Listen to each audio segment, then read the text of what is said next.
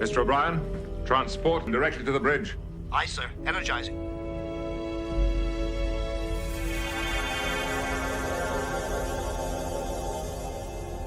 Security team to the bridge. Belay that order, Lieutenant. I just wanted to thank you all for your support. It's been fun. So fuzzy. From the StreamYard Studios on YouTube, this is Jeopnerdy. And here's your host, John DeMarco.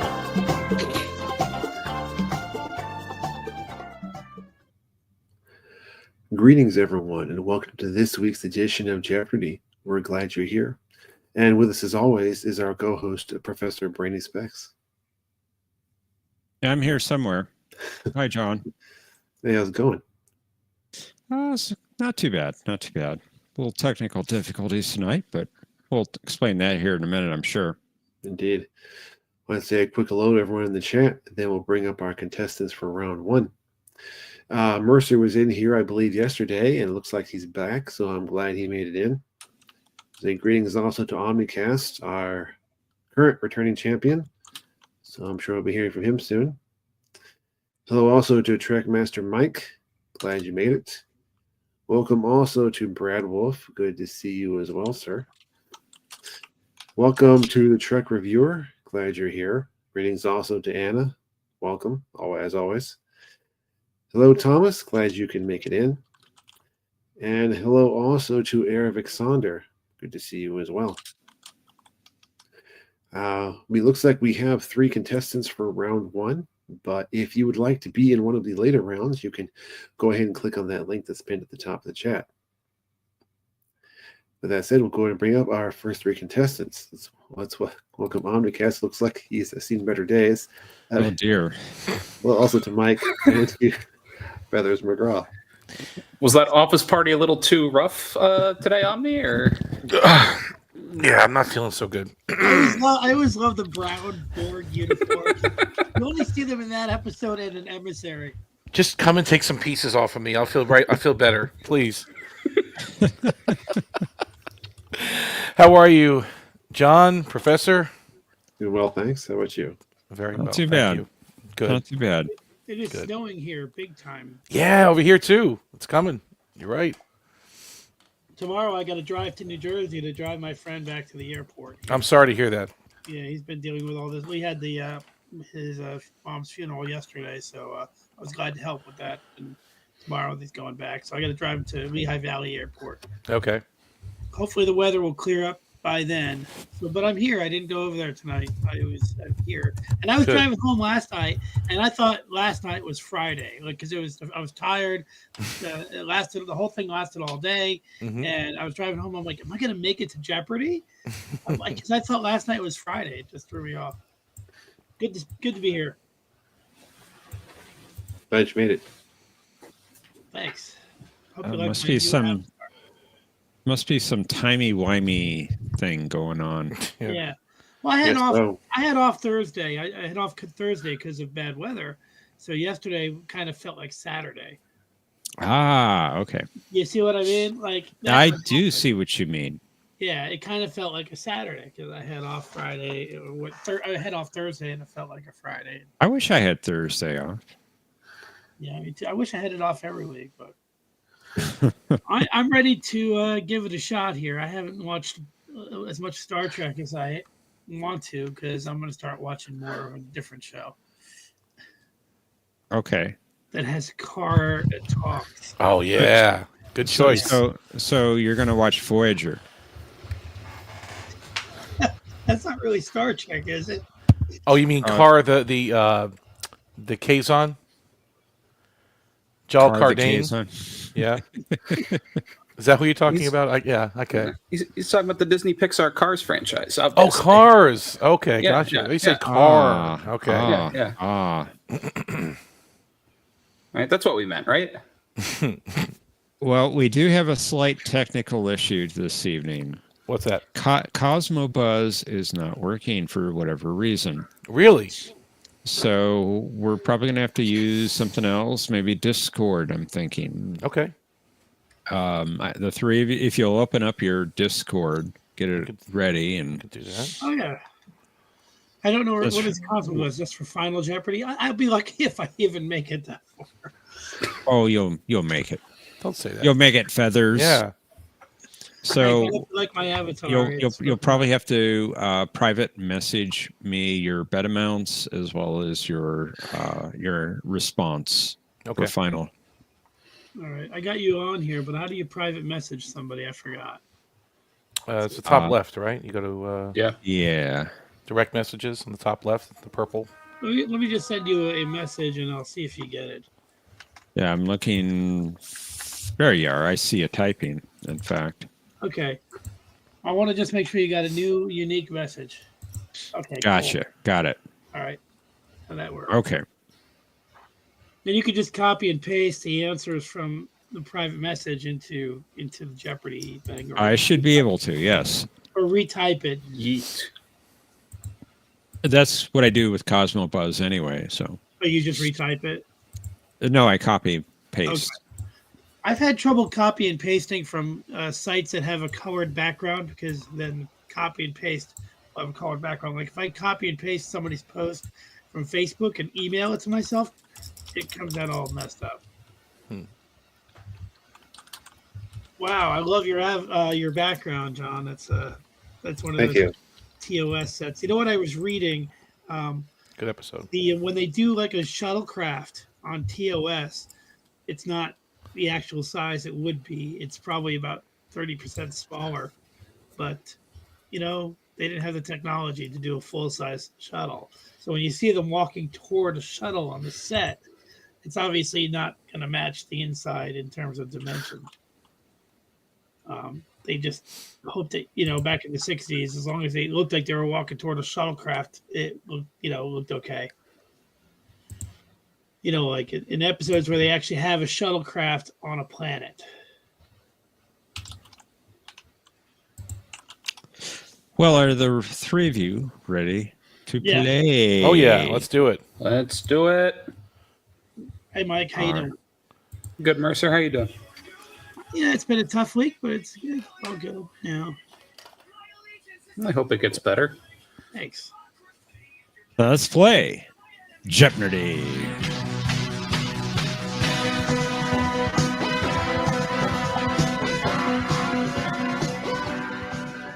Alpha substances? Maybe.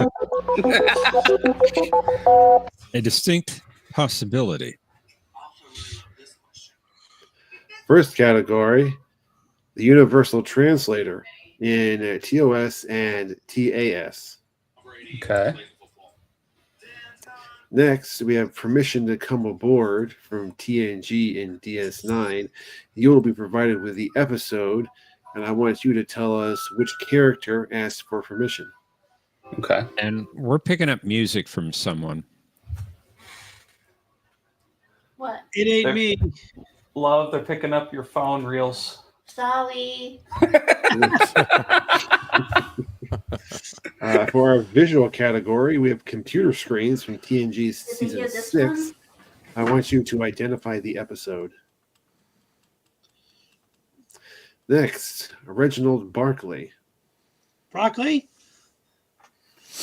Great character. Indeed. And finally, Star Trek, Star Wars Connections.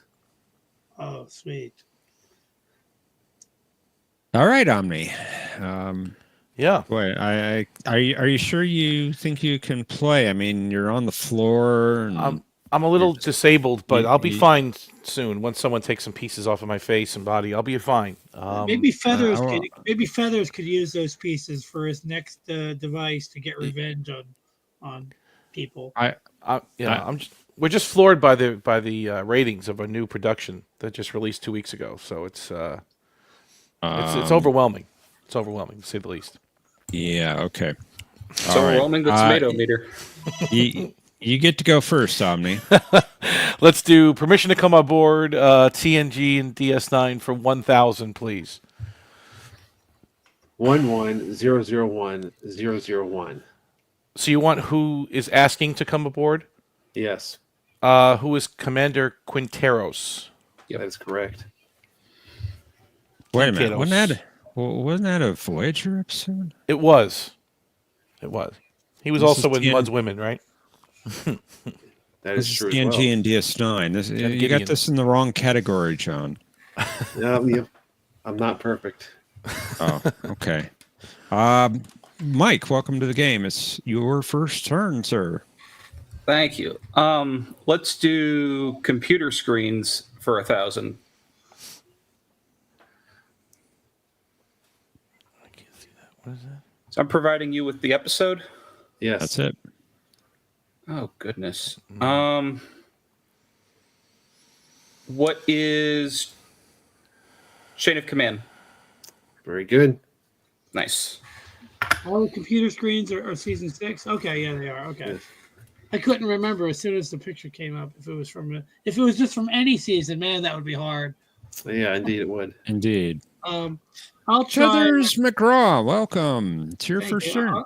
I'll try Star Trek and Star Wars for 800.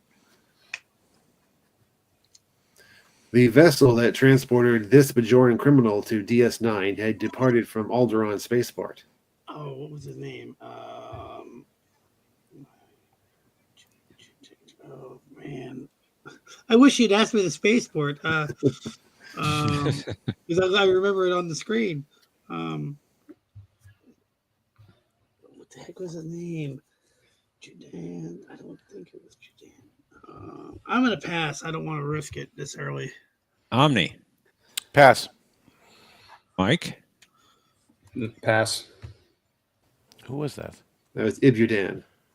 I said Judan in my head. From Yeah. A Man Alone. A Man Alone. But what ship was that again? He was. When they were looking at the records of the ship he came in on, it says that it left from Alderaan Spaceport. It's on the computer screen. The one that the Cardassians were chasing in the opening, right? No, we're talking about Mandalore. You're talking about past prologue. Oh, that's right. I'm sorry, Ibudan. Right. Okay. I just couldn't think of it, but if you look, Odo's just looking through some records. He's a dead man. When he's looking for cloning for the fact that the guy's a clone or something on the screen. Wow. In his quarters, it says Alderaan. Okay. Never noticed that. Okay. Yeah, it's gonna be a fun one. Okay. Omni.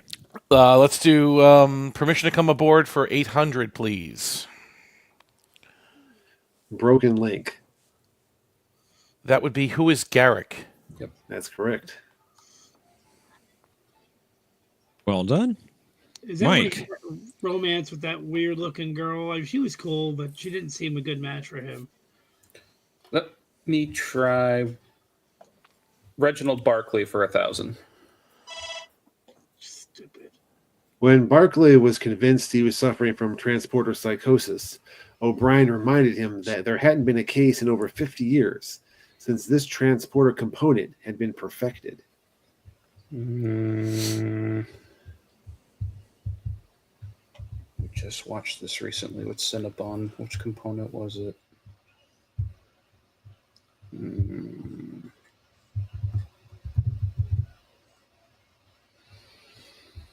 What are the multiplex pattern buffers? Nicely done. Wait, good job. Would you have just accepted pattern buffers on a hypothetical? Yeah, I think so, yes. Because I Well couldn't done. think of multiplex. Well done, Mike. You got the lead, but it's Feather's turn.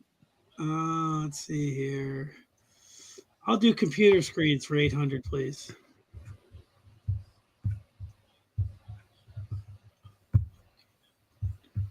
Okay, give me a chance to think about this. Man, I'm so rusty today. Search pattern, Caleb sector. What is Gambit? That is incorrect, I'm afraid. Omni.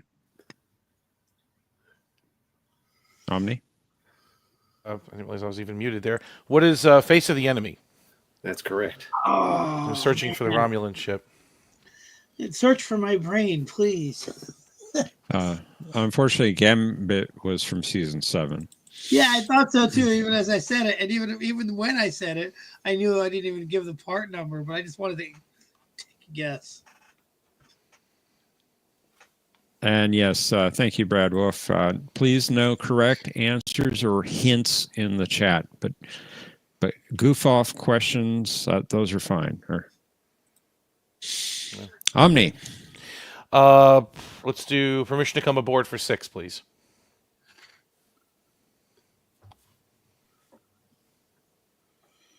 The Search, Part 1. Who is Odo? That's right. It looks like Mike bumped some else. Let's bring him back up. I don't know what happened, but I'm back. Brand new avatar. With The brand new avatar too. Oh, let's fix that. With a bunch of greebles in it too. There we go. What is the Star Trek rewatch project? That's an excellent question. Indeed. All right, and Mike, it is your turn. Well, I didn't get an answer, so I'm. Let's. It's Mike's show, and it's really good. You should tune in. He's reviewing all Star Trek: The Next Generation right now. Yeah, that's fantastic. I've never heard of that show, but I'll check it. It's good. It's been a rough start. Yeah, a bit of a rough start. Season 1. A little bit. Yeah. I'll do. Mike. Let's do Barkley again for 800, please. As part of this operation, Seven and Kim helped Barclay establish an 11-minute per day comlink to Earth. What is? Am I overthinking this? What is Operation Pathfinder? Unfortunately, that is incorrect. I'm overthinking it. All right, didn't. Feathers. Pass. Omni. Pass.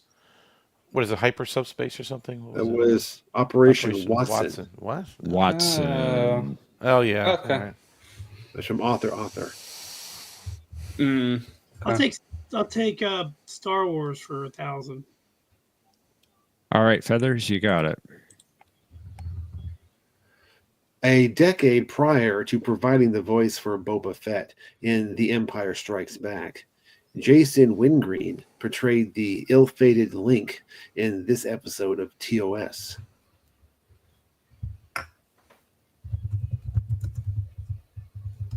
Oh, what a question, man! These are fantastic questions. Thank you. I'm gonna pass, but man, that was fantastic. Omni. In the presence of greatness, for sure. I don't remember that character. Pass. Mike. I have a guess. I think that's what is the empath. That would be correct. Nice, man. I didn't realize that was him, but okay. Man, that was a fantastic. That's like a total Jeopardy question. Like seriously. All right, Omni. Let's do permission to come aboard for 400, please. Reunion. Who would be Kalar? Who is Kalar? Very good. Omni, I'd like you to receive our guest. Mike. Yes, sir. I'm curious what this is all about. Let's do the universal translator for 600. Well, what a way to find out. You found the daily double. You have 4,200 points. You are 2,400 points. 2,200 points off the lead. How much of your 4,200 would you like to bet? How much gramba do I have tonight? Human play daily double. Let's wager 2,200. Let's go for the tie here. All right, for 2,200 points. When the Enterprise was followed by an unidentified scout ship, which was later revealed to belong to this race, Uhura received no response despite trying all frequencies and the universal translator.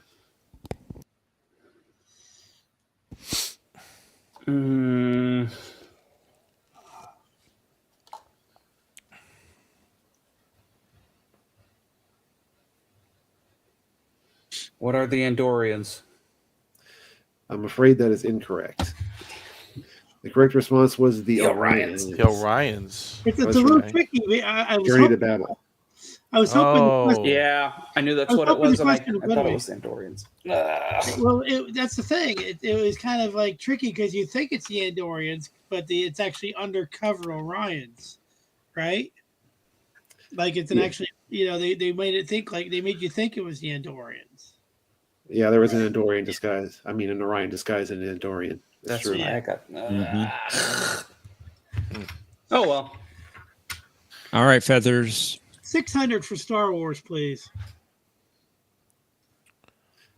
In the Clone Wars episode Rising Malevolence, a computer screen displayed this class of warship operated by the Obsidian Order. I've seen that. I've actually seen that. It's very early in the series, but remembering a computer screen, I'm just gonna like take a wild guess. What is the Galler class? I'm afraid not. Oh man, Omni? I don't know the Star Wars reference, but I know that they were using what is Keldon class Yeah. That's it. good ships. job, Omni. I knew that there was probably some other class, but I figured maybe they didn't know it. They were building them in the That's from, Orion like- sector. That was from like a 3-part episode where they had to take down a very large ship called the Malevolence, right? Mm-hmm. They were even though I'm Orions, losing- Thomas. Orions. Even though I'm losing, I don't want you guys to think I'm not a geek. Omni, it's your turn. Let's do permission to come aboard for 200, please. Emissary.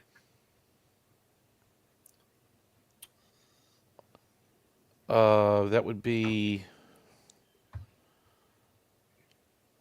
I guess that would be Ducat. Who was Ducat? That's correct. I didn't think about that for a minute. Is that when he comes on the station? I think he radioed it. I think Like the ship was coming in, right? And then The ship was pulling up, and he transmitted to Dax, and Dax is the one who actually said Gold Ducat's requesting permission to come Right. aboard.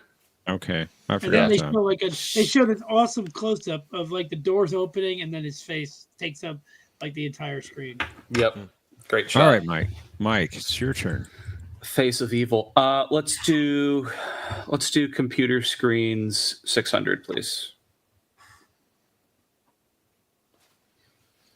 What is second chances? Very good. Typical Okudagram. Awesome. Feathers. I'm gonna keep trying. I gotta go for Star Wars for 400. Star Wars for 4. Depending on the franchise, this race either stole the plans for the second Death Star or used telepathic hallucinations to prevent ships such as Voyager from entering their space. Oh, okay. What are the Bothans? Nicely done. They didn't. Nice. Steal, I have to object to the question though. They didn't steal plans for the second Death Star. They simply knew that the Emperor was going to be on it. That's all they found out. Oh, my mistake. It's okay. I'm just trying to be thorough. I didn't know that was a race. I thought that was one guy, Manny Bothans. Manny.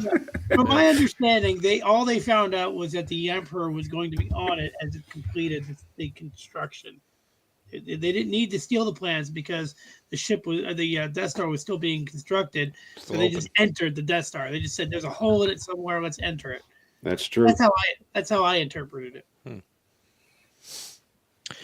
Omni. Let's do Reginald Barkley for 600, please. Barclay met the Countess Regina while delivering these items to 221B Baker Street. What are transport enhancers? Very good. Pattern enhancers. Pattern enhancers. Close enough. Good job, Omni. I love that episode. Love it. That's a good one. Regina. Mike. Thanks, Patrick. Barkley 400. Barclay's cat Neelix helped himself to this dessert, which had been intended for Counselor Troy. What is chocolate ice cream? That's correct. Sweet. By the way, that's very bad for a cat. Yes. I would imagine so. I got Feathers. Normal like it looks like ice cream, but it's salmon cat like liquid. She loves it. Anyway, I'll do Barkley. I'll do TV screens for 400. Computer screens? Yes.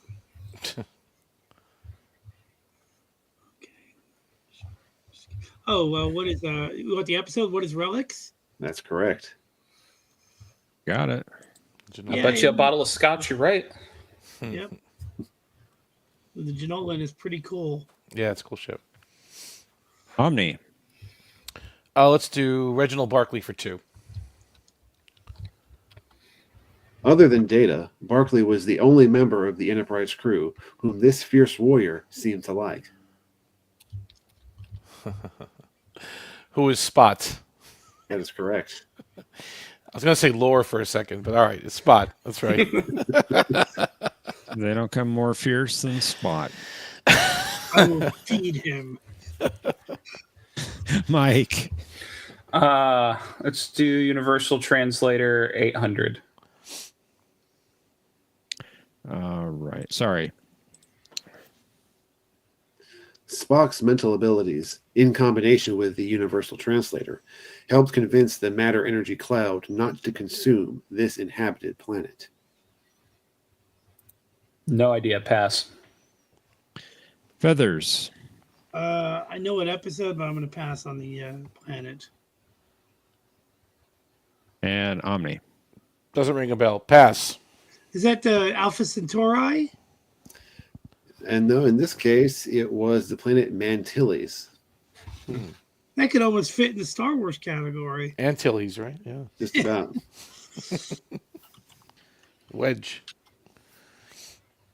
All right. Feathers. Figure which feathers is going to pick Star Wars again. Maybe I'll get something. This famous piece of junk made a cameo during the Battle of Sector 001. What is the Millennium Falcon? Very good. Nice. Yeet. All right, Omni. Let's do computer screens for 200, please. Do you want the episode? Yes. Yes. Oh, that's Rascals. What is Rascals? Very good. No, I'm not going to ask you to name the fish. Is that Livingston? No, it's not Livingston. There'd be more letters that could fill the entire screen. Like if you were to use that as an answer, it would fill up the entire screen, right? Probably. Some kind of Hawaiian state fish. Yeah, it's got a really long name. That's all I remember. Mike. Universal Translator 1000. Thanks to the Universal Translator, McCoy was able to determine that Kirk and Spock had been mutated into water breathers by something that was similar to this substance in Earth whales. Pass. Feathers. I have to pass. I'm sorry, John. I have to pass. Omni. I'm just going to take a guess because of the episode name. What is ambergris? That's a good guess. Nice. Nice job. I'll Feathers. do 400. Maybe I could get a couple points.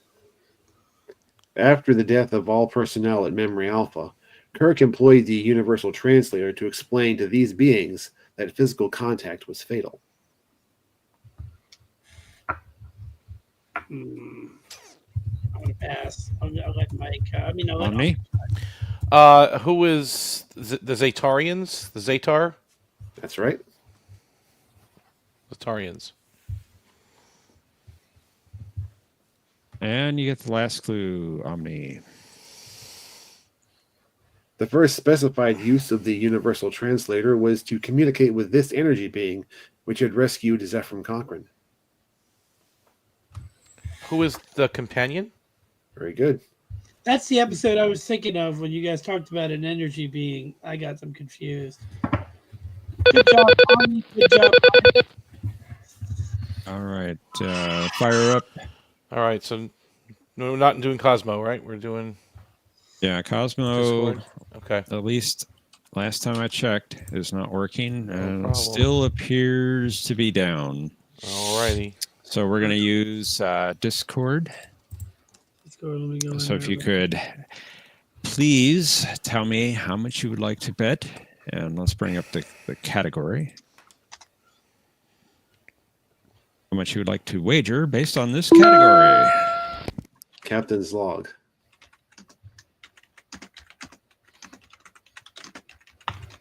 That's specifically vague enough. Hmm. I like it. Thank you. All right, there we go. That's why he goes to the back and uses the bathroom. Hmm. I'm getting there. Give me 1 second. Okay. Did you get my response? There you go. Yeah. I'm bettering.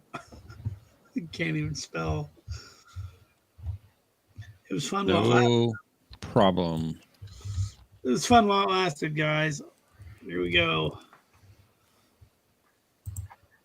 Okay. All right, let's reveal our clue. Captain Kirk's log from Stardate 2712.4 recorded that a signal had been received from the planet XO3, which suggested that this scientist had been located. Players, you have 30 seconds. Kablah!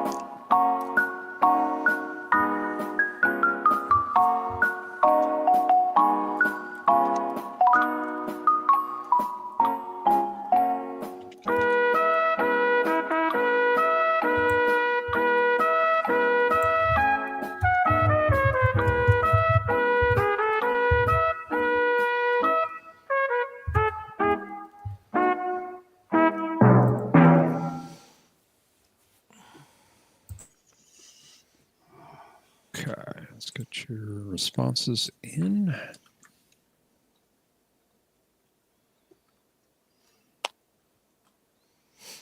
This makes it a little bit of a challenge. What is life without a challenge? Man was not meant to be stagnant. Man was not meant for paradise. All right, let's find out who the winner is. I love this side of paradise.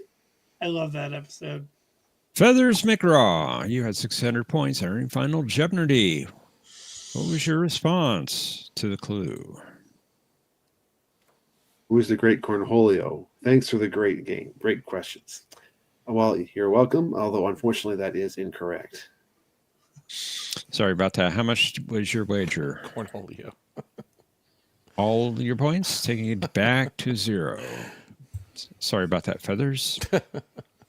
Mike, you had 4,000 points. What was your reply? It was Corby. That is correct. Very good. Yeet. Good job. And your wager. You bet it all. 4,000 points, taking you 8,000 points. Omni, you had the lead, commanding lead at 11,200 points. What was your response? Roger Corby. Nicely done. Guess I spelled it wrong. And how much was your wager? 3,201 points, giving you 14,401 points. And you are the champion. Roger. It's me, Well Roger. done, well done. Good job. Good job. Omni, man, you're just adding up the points for our final game in about 3,000 years. I don't know what they're adding up to, but I'm sure I have a lot banked, right? Good job. I'm pretty sure you and Patrick are safe at this point. I don't know. Whatever we're saving up for, if it's a crash of the Jeopardy points stock market, like you guys are safe, I think. We're good. We've hedged our bets. Just like Cinnabon's safe if Wheel of Trek points system collapses. Like I he's know. good. He's good. He's good. No, he is good in that one. Especially after last night. Yeah. I'm happy to come here on a Saturday and just hang out with you guys. I just feel privileged to be able to do that every day, every time I'm here. So thank you. Thank you. It's a pleasure to talk to you. Of course, Mercer. And, I'll remain backstage if you guys want to chat later or want to desperately need a player that can't remember anything for later rounds. But John, man, great questions, especially that one Star Wars question. That was like a total Jeopardy question. That was Thank you. like something that they would come up with on the show. They have good writers. And the Alderaan one, also that was good. If you'd asked me the episode, I would have gotten it. I just couldn't think of the guy's name. Again, everyone, please, no correct answers in the YouTube chat. Yes, we So appreciate you guys- that. How far are you into your rewatch project? Into season 1 still? Yeah, I'm still in season 1. I'm probably gonna watch Hide and Q in the next couple of days, but that's where I'm up to now. Is it a YouTube channel or a podcast or? Yes, I will send you a link on Discord, Mercer. Oh, sweet! I want to check that out. Oh, Seized my vessel. Seized my vessel. Yes. I love. Oh, don't worry. I'll be quoting that when I record the video. There's nothing better, I think. Like I think about all the entertainment that's coming out. I thought about there's a bunch of new trailers that dropped this week. For me, there's nothing better than rewatching Star Trek. I know that sounds corny, but it's just more satisfying to rewatch Star Trek than anticipate most of the movies. I saw the Jurassic World trailer, and that looked like it had no story, just an excuse for them to keep the rights. I saw the Fantastic Four trailer, and that was okay, but it's not like enough to get me psyched. I kind of like the fact that they made it look like it was in this kind of the 60s. I think they could do a Star Trek movie in that style, but it still was kind of bland. And the Smurfs trailer was the worst trailer I've ever seen. Don't watch that one. So it was terrible. Anyway, thanks, guys. Good seeing you, Mercer. Yeah, thanks for See you. playing. We'll go One back. Mercer can make a difference. Don't ever forget that.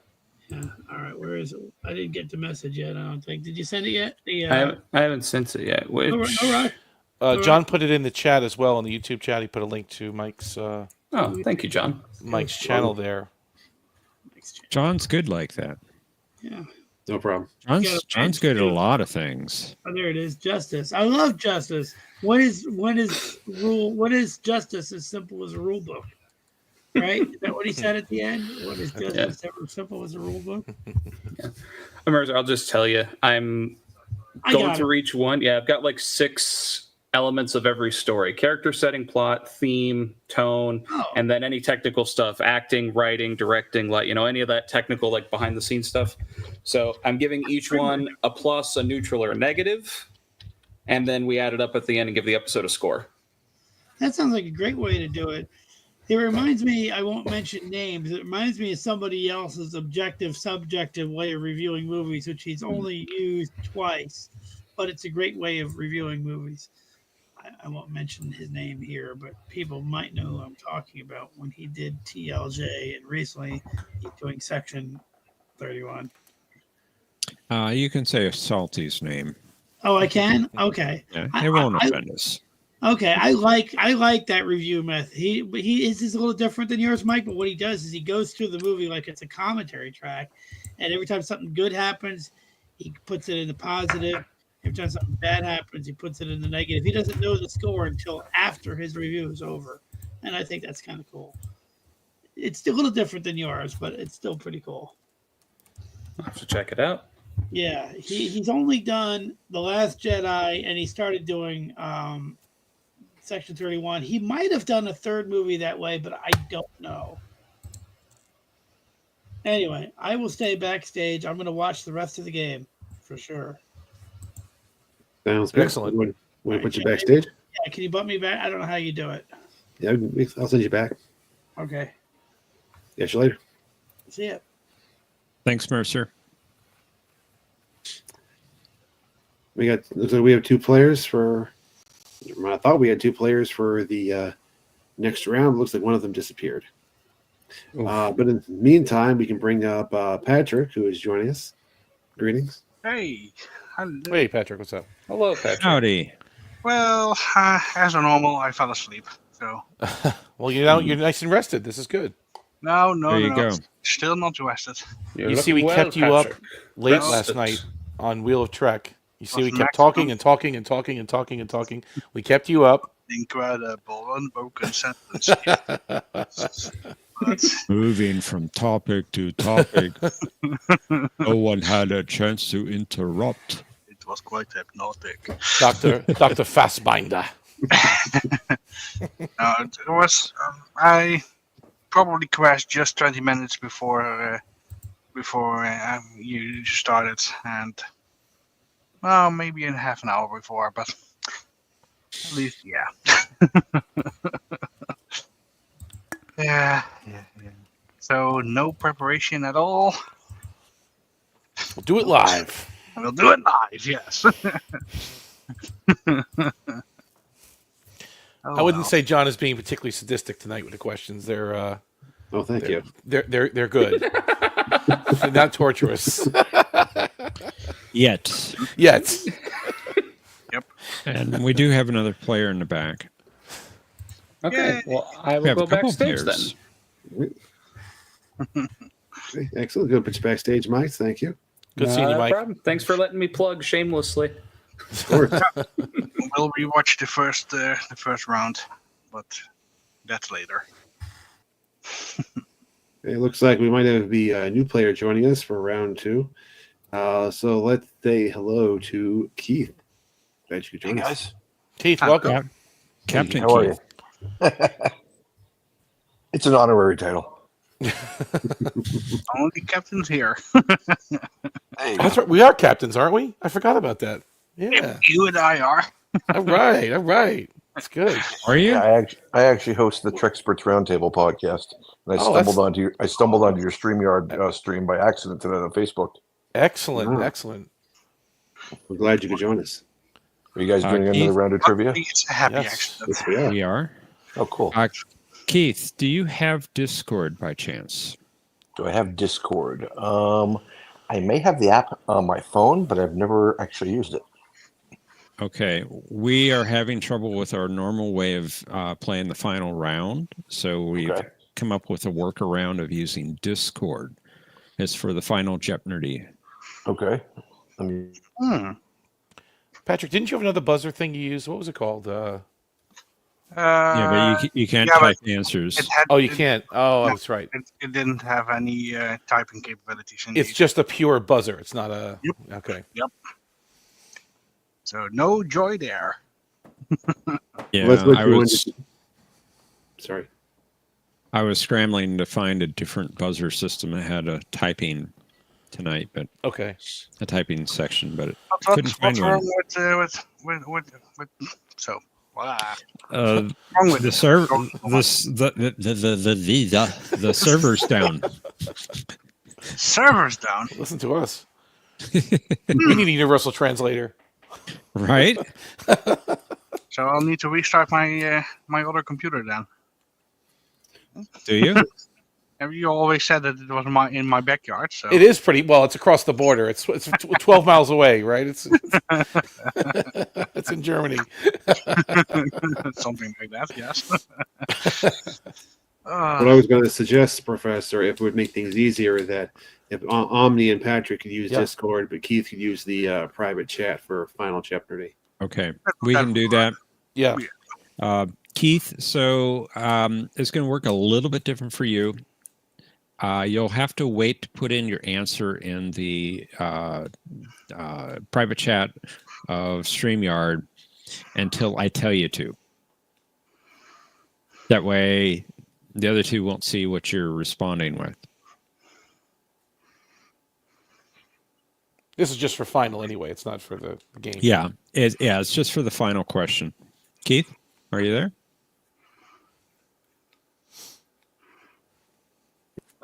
And Can you guys hear me? Now we can. Yes. Okay. I don't know if you heard what I told you, Keith. I did actually. I heard all Okay. of that. I just Okay. was trying to get Discord set up because I had the app downloaded but never actually registered for it. Okay. We can work around that. We got to work around for you. Cool. We'll use the StreamYard private chat just for you, but only use it when I tell you to. Sounds good. Okay. So are we ready to play, gentlemen? Yeah. yes, as much as we can. All right. Let's play Jeopnerdy.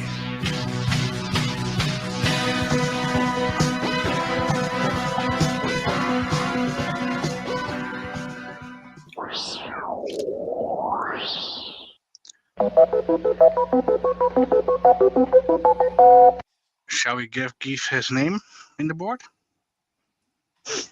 Did I not put his? I guess I didn't put his name in there. I can do that. Goodies. Can. The first category for this round is the Universal Translator in TNG. Okay. Hang on, I'm putting Keith's name in. All right. There we go. Permission to come aboard Voyager and Enterprise. I'm going to provide the episode, and I want you to tell me which character asked for permission to come aboard. Mm-hmm. Next, our visual category, computer screens from DS9 Season 6. I would like you to identify the episode. Oh, wow. Next, we have Holo Novel. And the final category is Star Trek and BSG connections. Oh, it's going to be one of those great days. Okay. Keith's name should appear momentarily. OmniCast. Returning champion. Yes. Get to go first. Let's do permission to come aboard Voyager and Enterprise for 1,000, please.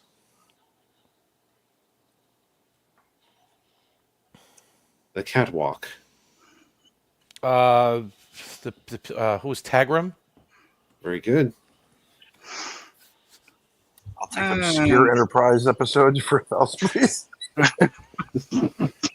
Well, it was the 1,000 clues, so those are going to be tough. I had to look that one up. I didn't know this guy's name. This is standard. All right, Patrick, welcome. Welcome to the game. It's your first turn. Yeah, it is. I'm missing my preparations. Let's go with Star Trek and BSG connections for. Let's start conservative. 600. Michelle Forbes declined a starring role on DS9, but she later appeared as this guest character in BSG. Who is Admiral Kane? That is correct. Hated her in that role. Welcome, Captain Keith. It's good to have you here. It's your first turn, sir. I think he's muted again. Keith? Oh, he dropped out. Oh, shoot. He's installing Discord. There he is. Welcome back, Captain Keith. It's your first turn. I'll take the Universal Translator TNG for 800. After Data observed that intelligence implies the capability of language, he suggested modifying the circuitry of the Universal Translator to communicate with these beings. Oh.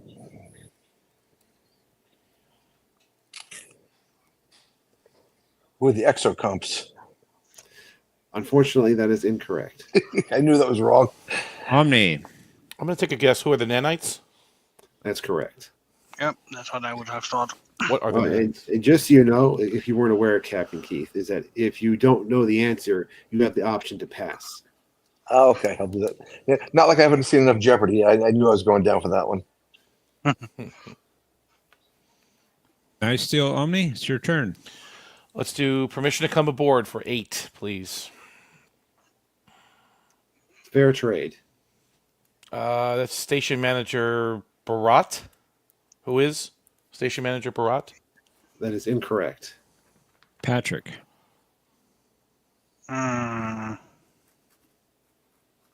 Pass. No idea. Captain Keith. I'll pass. Well, it's Janeway then, right? It's Janeway. Okay. Ah. Okay. Overthinking. Yeah, exactly. Patrick, your turn. Okay.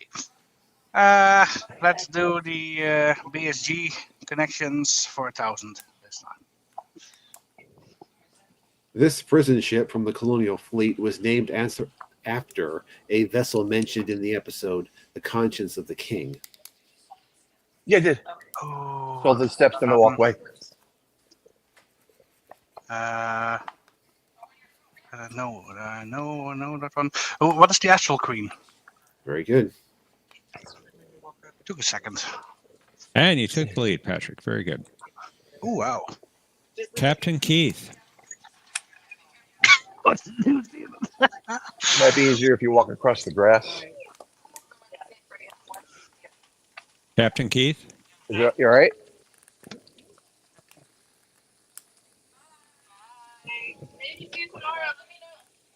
Captain Keith, are you there? Can you repeat the question? You guys hear me? Yeah. Yes, it's your turn, Okay. Captain Oh, Keith. thanks. Sorry, there's somebody at my door. I'll take Universal Translator for 200. We'll be a little less ambitious this time. Troy lamented that, despite the Universal Translator, they couldn't even say hello to this species until Picard realized that they communicated by metaphor. Oh, Darmok and Tanagra. Captain Dathan. Who are the... Oh, I know everything about this episode except the name of the species. Oh, dang it. Who are the... No, not Jalari. Who are the Jalari? Unfortunately not, I'm sorry. Nah. Omni? Who are the children of Tama, or the Tamarians? Indeed. Ah. Uh, Yeah, I'll take answers I actually knew. Omni? Let's do permission to come aboard for 600, please. Borderland. Jeff Fun? That would be Soong. Who is Arik Soong? That is correct. Too soon. Much too soon. Yeah. Wow, okay. Patrick. Got a tight one going here. It's your turn. Yeah, I know. Let's start with the BSG one again for 800 this time. Before her recurring role as Ellen Tigh in BSG, Kate Vernon played this character in Voyager. She played. Shoot, that was. Who is Valerie Archer in the episode with the 8472? That is correct. And I was thinking of her role in Axonar. Yeah. And she was in that too. She was in that too, indeed. All right, Captain Keith. I actually host the Axonar podcast too. Oh, nice. Let's Captain see Keith, here. I'll your turn. take Star Trek BSG Connections for 200. This veteran of TNG and DS9 was the showrunner for the reimagined BSG. Who's Michael Pillar? That is incorrect. Sorry. Omni? Who is Ron Moore? That's right. Oh, that's right. It was Ronald B. Moore, not Ronald D. Moore. Strike that, reverse it. Omni? Let's do permission to come aboard for 400, please. Divergence.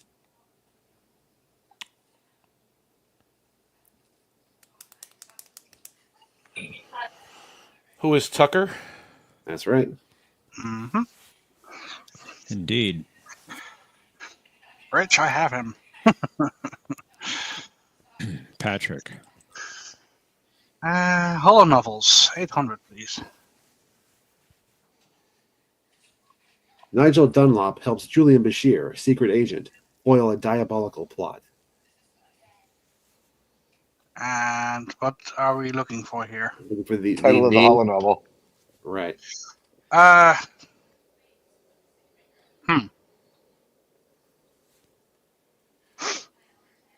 Something in my says, who is Dr. Bashir's secret agent? Who is?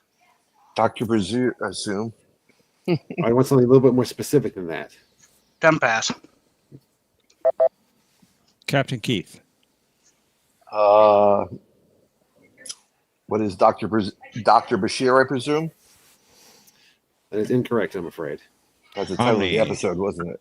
What is Queen's Gambit? That's the title I was looking for.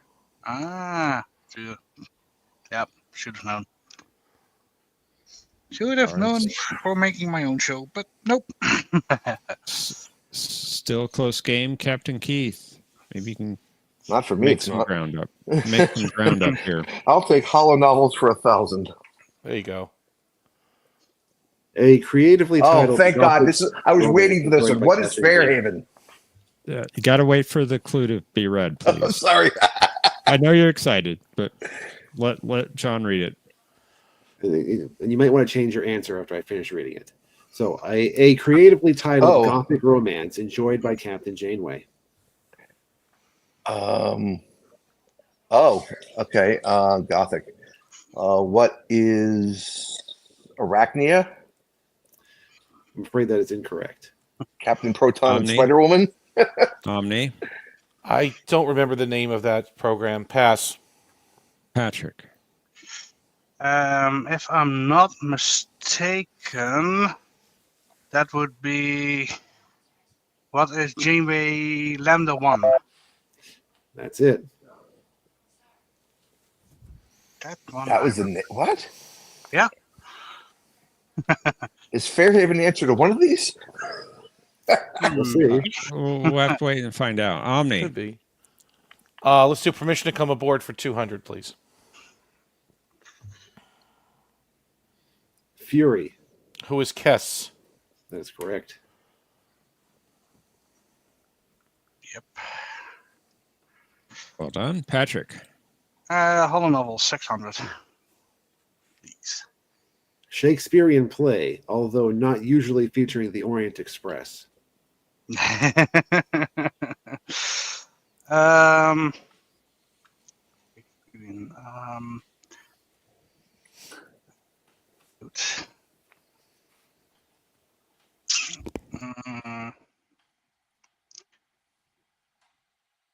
Pass. It's not coming to me. Captain Keith. Pass. Omni. What is The Tempest? That's the one. Oh, right. Yep, it was a Tempest from Emergence. All right, Captain Keith. Beverly's program. I'll take Universal Translator for 400. According to Tam Elbrin, lingual code and the Universal Translator weren't effective at communicating with this life form. Oh, finally. What is Tin Man? Very good. You know why? It's like the episode, that's season 2 episode I hate the most. Season 3? Yeah. Omni. Was it season 3? Yeah, I think so. Yeah, it was. It was. Oh, okay. Let's do computer screens for 1,000, please. I gotta make it bigger. Hang on a second. What is this? Topographical scan 1105. Oh no! What is? Looks like they're in a runabout. That's gonna be what is change of heart? Nicely done. Wow. Usarin? Yep. Well, that was impressive. Very well done. Yeah. Patrick. That's the Omni. Hollow novels 400, please. An ancient English epic set in 6th century Denmark.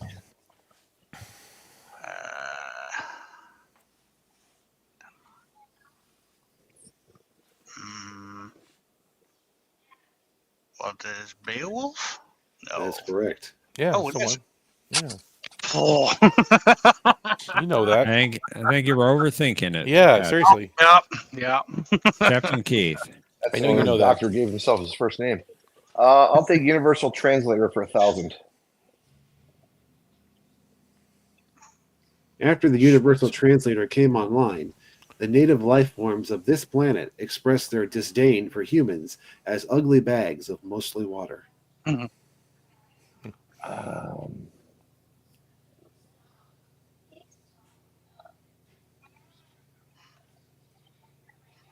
This planet.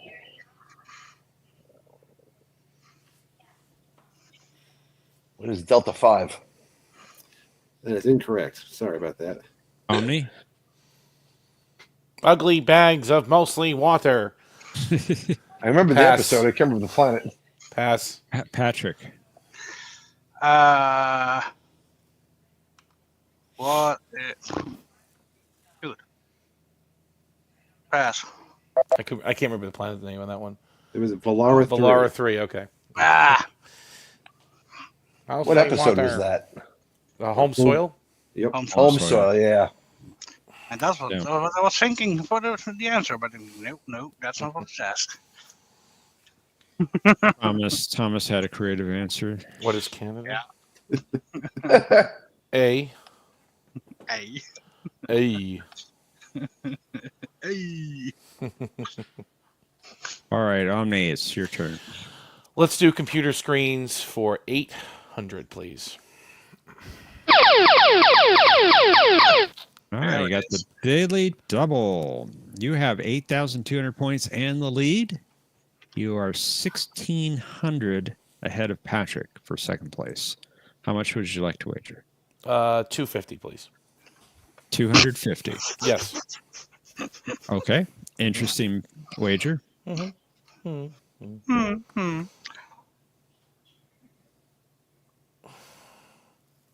It's a pretty big display.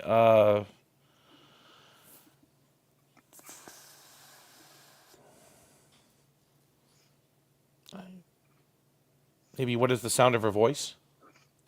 That's a good guess. Wow. Wow.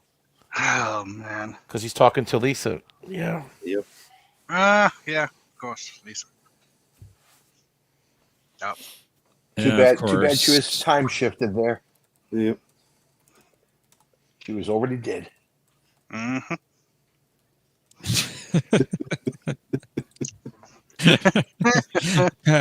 Patrick.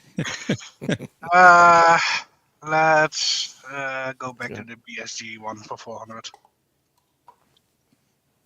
In between his appearances as Core in TOS and DS9, this actor portrayed Baltar on the original BSG.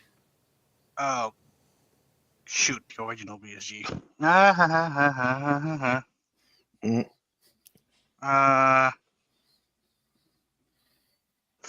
It's not Callus, that's from the newer one. Oh, God. Pass. Captain Keith? Who is John Colicos? That's correct. Mm-hmm. Very good. I'm surprised Spot you the didn't Gen get that Xer in the from. room. I'm surprised you didn't get that from the Star Trek part of the clue. I don't Patrick. remember all the names. Sorry. Okay. It's all right. And I didn't like Core in Errand of Mercy, but I liked him a lot in Blood Oath. Yeah. All right, Captain Keith, it's your turn. Nice steal. Universal Translator. Let's close it out for 600. Data keyed in the Universal Translator in order to answer the whisper in the darkness from this young individual from Drama 4. Oh. Who is Sarjenka? Nicely done. Good job. I'm thinking about her orange skin and long fingers.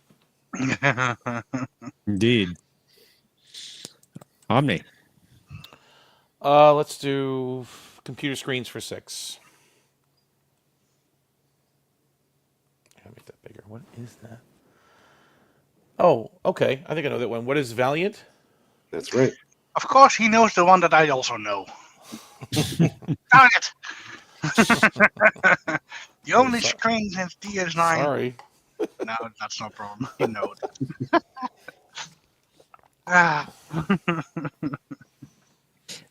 Well, I don't know about medical attention, but he does need deprogrammed. He's ready to have a coronary. Okay, I just want to make sure he's okay. That's all. I'm concerned. Patrick. Let's try the screen for 400. What is that? Oh, okay. Yeah. But that's from when the episodes start to blend together. And I'm not that great at those titles. Yeah, pass. All right. No. Captain Keith. Hard pass. Hard press even. Omni. I'll take a guess. What is Sacrifice of Angels? That is correct. Hmm. I'll take obscure screenshots for 1,000th place. I'm a visual guy. I like the visual stuff. It's good. Here he goes again. Right. Captain Keith. Let's close out Hollow Novels for 200. The Adventures of the EMH on the Starship Vortex. Oh, what is...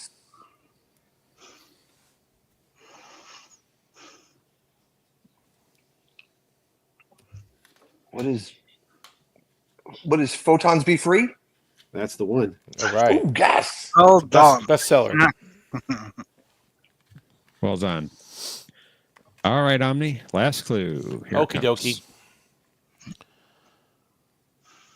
can't see that. Oh, there we go. Oh, okay. What is in the pale moonlight? That's right. It's a fake. I can live with it. Renac was furious. Oh, I'm in the negative. I don't get to play Final Jeopardy. I'm sorry, Captain Keith. No, you don't, unfortunately. Oh, bummer. However, Omni and Patrick can, and it's still either player's game. So let's head to Final Jeopardy. Consider how much you would like to wager based upon this category. Science Officer's Log. Okay. And if you could send me your bet amount in Discord, please. Private message. Don't do it in the in the open. Why not? Thomas. Yes, this is 34% of Thomas was offended there wasn't Fairhaven. That's one of those programs where into the category, is it really a hollow novel? Or is it more of just an environmental simulation? I guess you can kind of look at it either way. There wasn't really a story in that one, so I'm agreeing with John there. No, that was more like an outlet for Janeway. Okay. I even buzzed to log it in. How'd you buzz? How'd you do that? He just typed typed in buzz. Oh, let me try that. Let me see. No, didn't work. It's not really buzzing Omni. Oh, okay. I got the buzzes. Okay. It's not working. I'm tapping it. It's not working. Here you go. All right. There we go. There Thank you you. go. Thank you. There I you feel go. better now. I do feel better. Thank you. Let's review our clue. Interlog from August 14th, 2152. T'Pol noted that Enterprise remained on course for this type of system, and she deemed it unlikely that the crew would survive the passage. Players, you have 30 seconds. Kapla!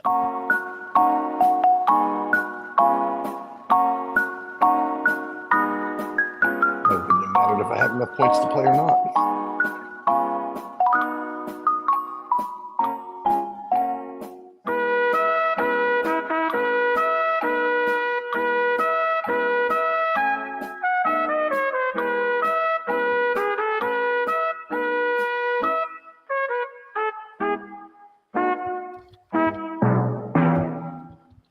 All right. Let's get your responses into.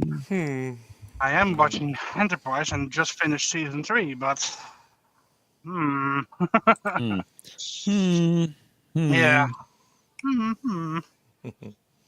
Well, it's not until Mandy Kodo saves season 4, so. All right. Patrick. You had 6,600 points entering Final Jeopardy. What was your response to the clue? The only thing I could think of was T-type star. Fortunately, that is incorrect. I believe so. Sorry, Patrick. How much did you wager? All of it. You bet it all. Take it back to 0. Sorry about that, Patrick. Omni, you had the lead at 10,450 points. Your reply? The trinary star system, Buzz. That is correct. It is T-type. Is it? I don't know. Yeah. No. T-Tari? No? Okay. Very good. I would have answered this. What is a trinary star system with a black hole? That'd be even better. Yeah. You bet 2,751 points, giving you 13,201 points. And Omni, you're the champion. Thank you. Impressive. Well done indeed. Thomas, come up and stop me, okay? Please. End this reign of terror. Come on up here. Impressive. They can make a planet. Yeah, that was excellent. Well, that was fun, guys. Thanks for letting me join in. Oh, thanks Keith, for playing. welcome. Thank Thanks. you for joining. I'm going to get off the line now, but I definitely want to get on with you guys again. It was fun. It was great. Thank you. All right, thanks a lot. Take care. Thank you. I noticed Mr. VP is joining us in the chat. Glad to see you. There is a spot available in the last round if you would like to play. Indeed. Welcome. And wow. Yes, Thomas, I did. I failed. I know. It's always on the last ones that it can all go kaput. Miss VP says not canon. Not canon. I guess he was referring to the final Jeopnerdy. Yeah, the final Jeopardy. It's a good episode, though. It had nothing to do with Discovery. Nope. Nothing to do with strange continuity headaches. It's called Strange New Worlds. Neurological weirdness. Strange New, yeah. Hi all. Welcome, Mr. VP. Hey, Mr. VP. How you doing? Greetings, Thomas. Let me know if I'm lag a bit today because I'm using the VPN, and if I lag a bit, I can stop. VPN? What are you doing illegal then? Yeah. Are you trying to break out of the... Wow. Nothing illegal. I just don't always like my IP address broadcast. That's all. You're only supposed to use this computer terminal for attorney visits, aren't you? Are you hacking it? I know what he's doing. He's using it to look at Paramount Plus so he can watch Enterprise. I know you are. There you go. It's been a long road. Getting from that. What a waste of money. Yeah. No, guys, I wasn't going to play today. Now, don't make me regret this. So I can easily go again. Before I go to the back room, here you have the best bridge ever, Mr. VP. Yeah, I noticed that, Patrick. I'd say thank you, but I'm not sure that's the correct response. Well, okay, then you get this one for. That's so much better. Instantly, my blood pressure drops as soon as I see that classic bridge. The blood pressure drops. Well, I'll be in the back enjoying round number 3 between you guys. Thanks, Patrick. Thanks, Patrick. Speaking of blood pressure, I thought Thomas was going to have a stroke in the comment section there. Thomas, are you feeling okay? Sure. Do you need medical attention? Are you short of breath? No. You're fine. Okay, just making sure. You got me worried there for a minute. How are you all doing? Good. That's good. Oh, is that what you're doing, Sean? Are you watching that dreaded piece of garbage? It's a highly anticipated special movie event on Paramount Plus. I think he's saying I'm watching it with my VPN, which I most certainly am not. I would not. No? I You would want to try it? injure my eyes in that fashion. Everyone's doing it. You don't want to try it? No. No? Okay. I am not doing it. I'm not either.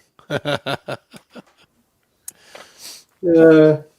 Even the Paramount show, aren't you, Omni? Even the Paramount show.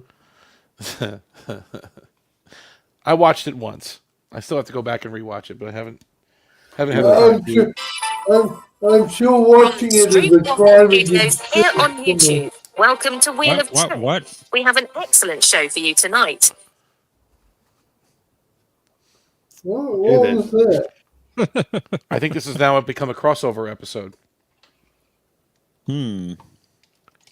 Interesting. I think Thomas is saying we should start the game. Right. Yeah. I think that's what it is. Enough chit chat, right, Thomas? You don't want to hear people chit chat. Mr. VP, you may want to fire up your Discord because we're having trouble with Cosmo Buzz tonight. Oh, okay. I'm sorry. Which server? Matthew's one? No, you're going to private message me your bet amount and response for final Jeopnerdy. Okay, sure. Yes, Mr. VP. Put your answers in Matthew's general chat, please.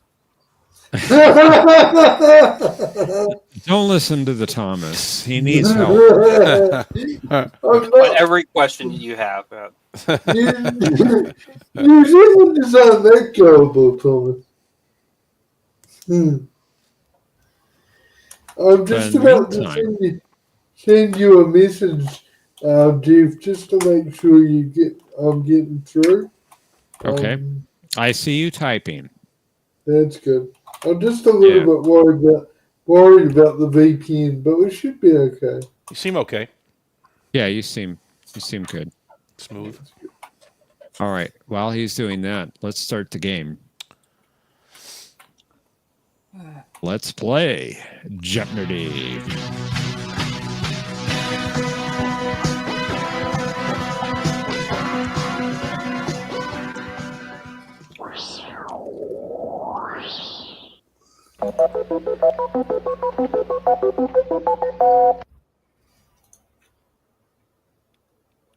First category tonight in round 3, the Universal Translator in Voyager.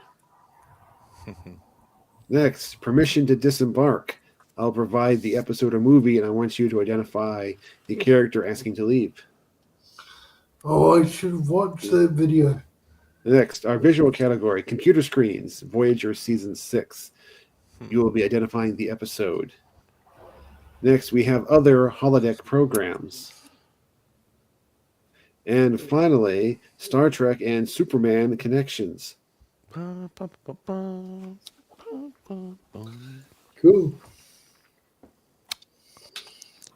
All right. Returning champion, Omni. You get to go first. Permission to disembark for 1,000, please. Good night, Omni. See you later, buddy. Well, you're leaving. Sleeping dogs. Who is Archer? That's right. I did not catch. I did not catch this, John. What didn't you catch? Look at the screen. Who is Jonathan Archer. I like that. I know who he is. It's some fanfic character that people keep raving on about. We will choose to ignore that comment. Thomas, your first turn. Welcome, Thomas.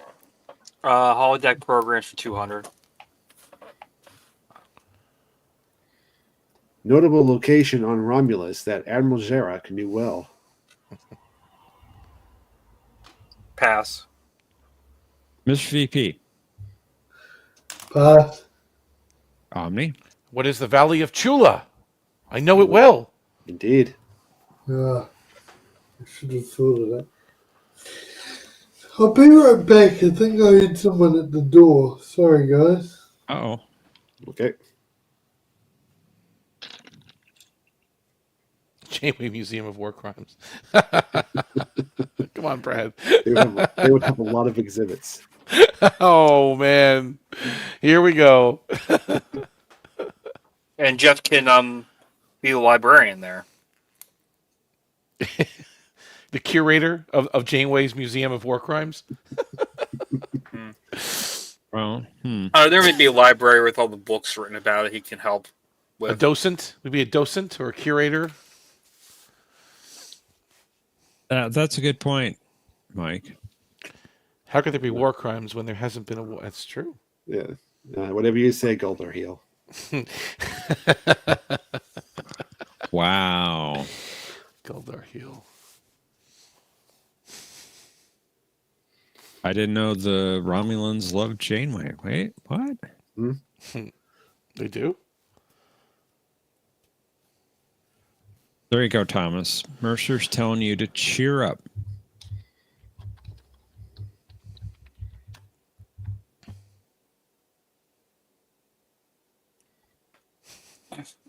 Okay. We got a lot of chat going on. Yeah. There must be an exhibit also dedicated to Cisco's too, then. There's Arabic. A couple of things. I'm not aware of anything that would fall into that category. I mean, he poisoned a planet or two, but, hey, that happens, Yeah, they just Nobody died. They traded, yeah. They just Exactly. swapped. It's a swap. Had a What is Romulan this? senator assassinated. You Right. know. Garrick did that. Garrick. Yeah. It's classified. Never happened. And before you say that, well, his whole plan was to get them into war, Starfleet approved of it. So there you go. Exactly. If it's immoral, you should have told them no.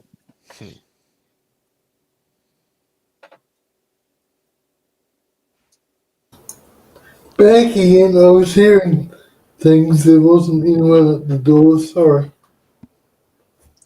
No problem. No problem. Whose turn is it?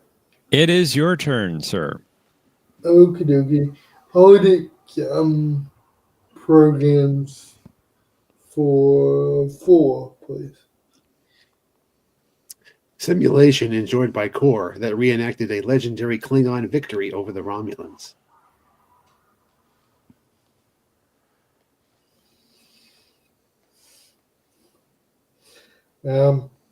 What is the Battle of Quinlat?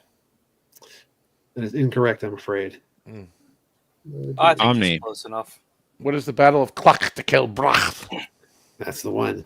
Klak, Brach. Very Mr. good VP was close pronunciation. enough. No, that's okay. Give Very it good pronunciation on me. Thank you. I've been studying my Klingon.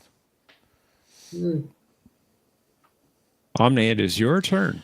Let's do permission to disembark for 200, please. Granted. Emissary. That's going to be Miles. Who is Miles O'Brien? That is correct. Nicely done, Thomas. Oh, look at the wrong screen. Computers, screens for 200. What is the Equinox? Very Part good. 1? Well, I think it's part 2, but it's close enough. Oh.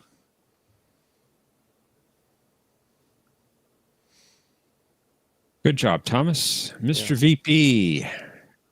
I'm going to get myself out of the negative in a big way. Computer screens for 1,000.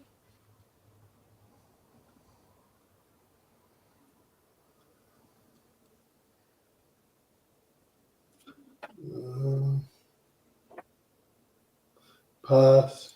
I'm not confident enough. Omni? Take a wild guess. What is Good Shepherd? That is incorrect. Thomas. Pass. That is from One Small Step. Oh, okay. Oh, I should have guessed that one. Oh, well. Who was in the foreground? Who was that officer? I'm not sure who that was. Okay.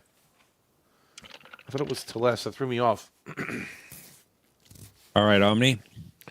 Your Let's turn. do permission to disembark for 400, please. The Best of Both Worlds, Part 2. Who is Commander Elizabeth Shelby? That is correct.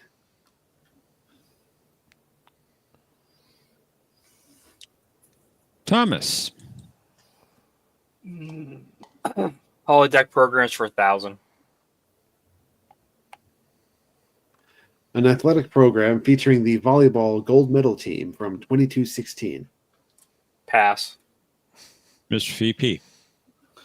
Pass. Omni. I don't know. Pass. It's Ensign Kim's program, maybe, but what? It is. Specifically, it was Kim's Okay. sports program, Theta 2. Yeah, no. They're very creative with their names. Indeed. Mr. VP, it's your turn. Yeah, I'm gonna go permission to disembark for 800. Half a life.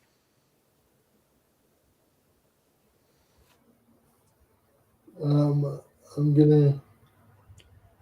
Oh, what's the name of that guy? I'm gonna go with who was Tomness? I think that was his name. Unfortunately, that is incorrect. Omni. I know it's actually who is Loxana Troy. That is correct. But Timison was his name. Okay. You were close, but it wasn't him. It was her. That's all right. And Omni, it's your turn. Let's do Universal Translator for 200. A universal translator was written into his program, which can come in handy in communicating with the locals after shuttle crashes. I guess who is the EMH? That would be correct. What was the hint? The word program? Oh, what was a 200 clue? Thomas. Holodeck for 600. A safer alternative to diving off the cliffs of heaven on Sumiko 4. Pass. Mr. VP. Pass. Omni. Safer alternative. I don't know. Pass. That was the Emerald Wading Pool. Which? If I remember correctly, that was from Conundrum. Oh, okay. Oh, that's right. Okay. The officer that was hurt. Mm-hmm.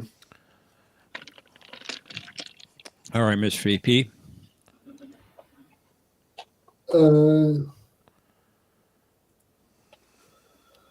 Permission for disembark for 600.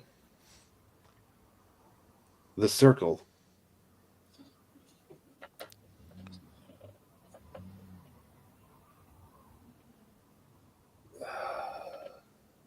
No, pass. Omni. Who is Major Kira Nerys? That's correct. What is the square? Square.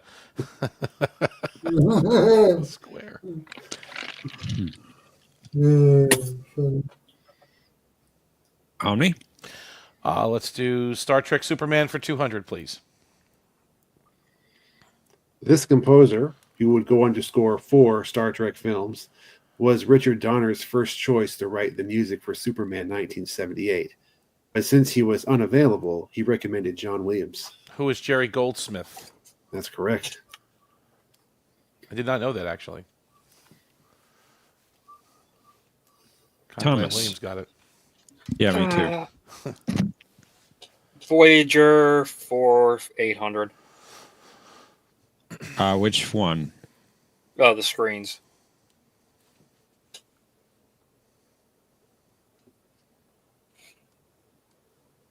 Pass.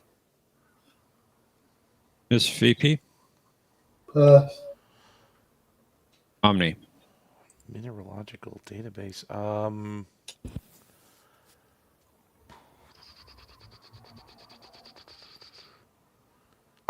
Pass. I don't know. Those were the Winter's Tears from Muse. Oh dear God. Yeah, that's. Mr. VP, it's your turn. Superman connections for 4, please.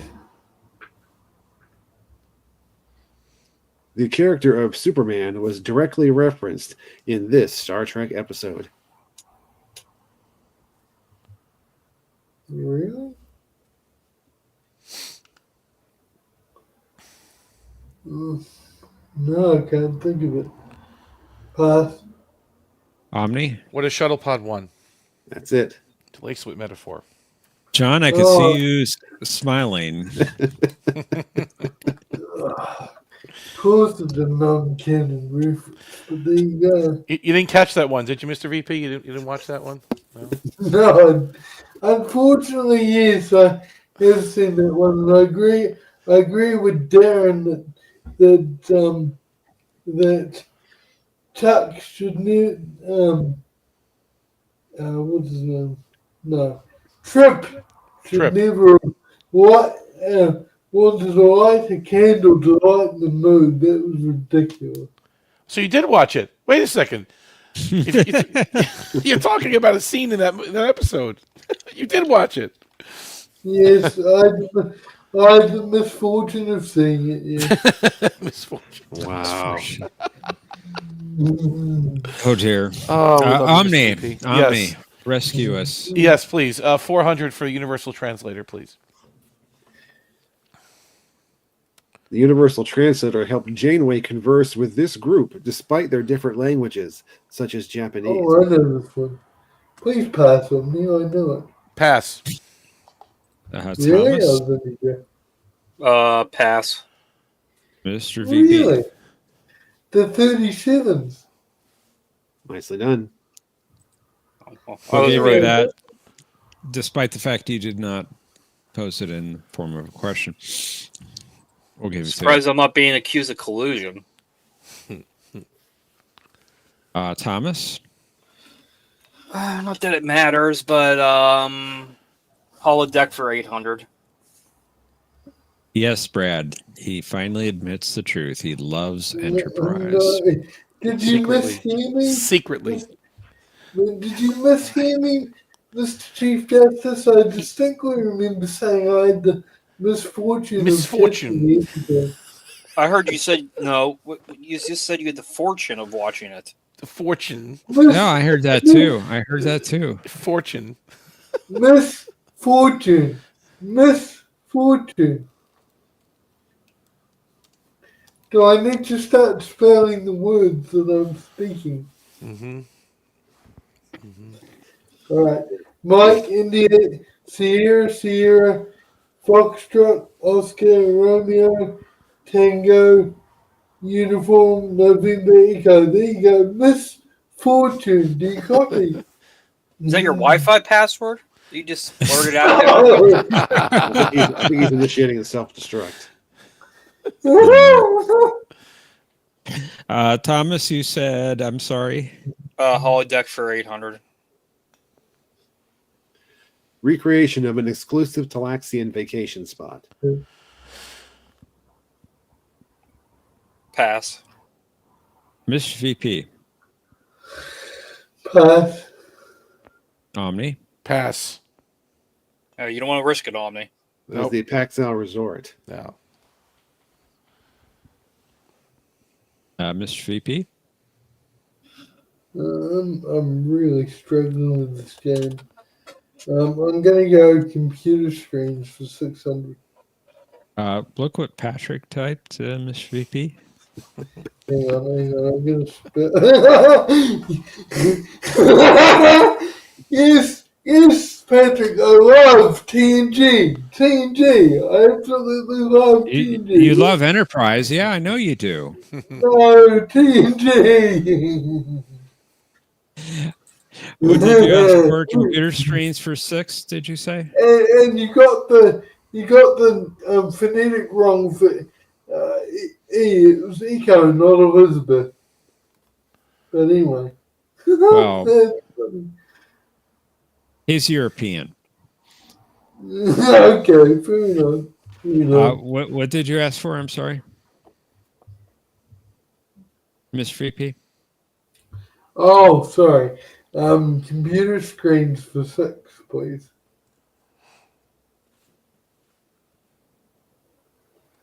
Now, do I have to describe? I have to give the episode name, don't I? Yes. Episode, yes, please. What is Unimatrix 0 Part 1?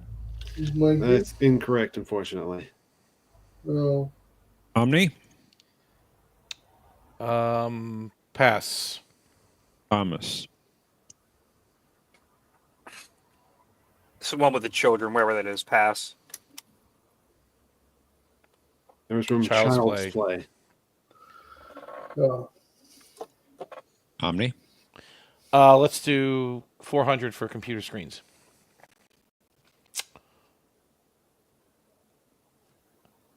Oh, that's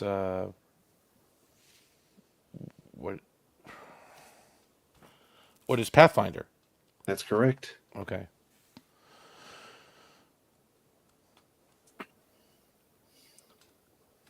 Thomas. Universal Translator 1,000. Not realizing that she was now speaking to a different EMH, Janeway asked if he had found anything that could program the Universal Translator to speak to life forms based on this type of energy. Pass. Miss VP. Pass. Omni. I know the episode, but pass. It was from Equinox, right? It was. Yes, it was. But what was that life form? I don't remember the name. They were nucleogenic. Nucleogenic. All right, Mr. VP. Your turn. Superman connection for 6.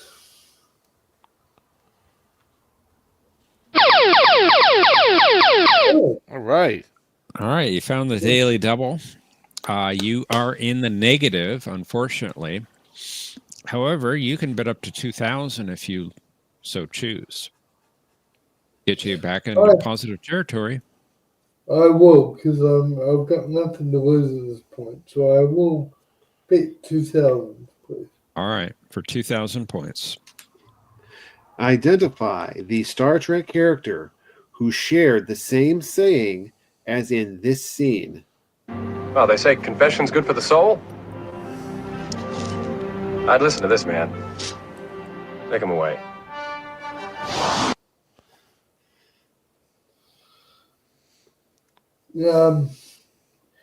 Who is Dr. McCoy?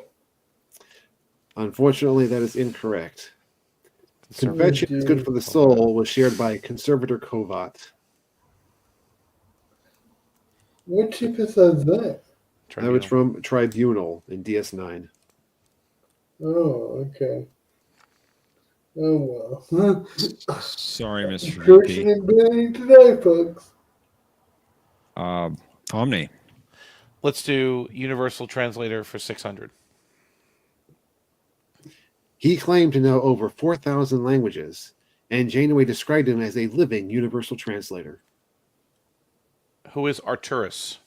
That is correct. And Trek Master Mike is saying something about Mr. VP there. You have Grumba. You do have Grumba, Mr. VP. What is Grumba? Yeah, that's Nausicaans. Oh, okay. It's a compliment. It's a very good compliment. Mm-hmm. Thomas. Translator 800. In this episode, the Universal Translator had difficulty with the language of an unnamed species, but it eventually came up with the general idea of too late, should have listened. Pass. Mr. VP. Pass. Omni.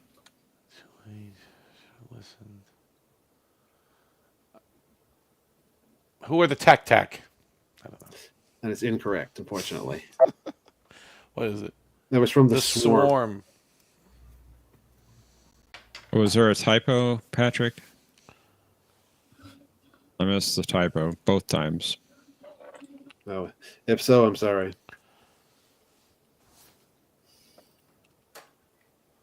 Sorry about that, Patrick. Oops. And Thomas says I spelled his name wrong. No, I didn't. You did? I did? Thomas. No, it looks fine. Miss VP? Oh, sorry. 800, please. Decades before his involvement in the Star Trek franchise, he filled the role of editor for Superman 1978. Okay, I'm just gonna guess. Who is Brent Spiner? That is incorrect. Omni? Pass. Thomas? Pass. That would be Stuart Baird. Oh. Who's Stuart Baird? He was the editor, right? Was he? Yes, he was the director of Nemesis, but he's known mostly as an editor. Okay. And Omni. Last clue. Okay. Several years after his turn as Minister Jarro on DS9, Frank Langella portrayed this character in Superman Returns. Who is Lex Luthor? That is incorrect. No. Thomas? Pass. Mr. VP? Pass. Who did he play? He played Perry White. Oh, yeah.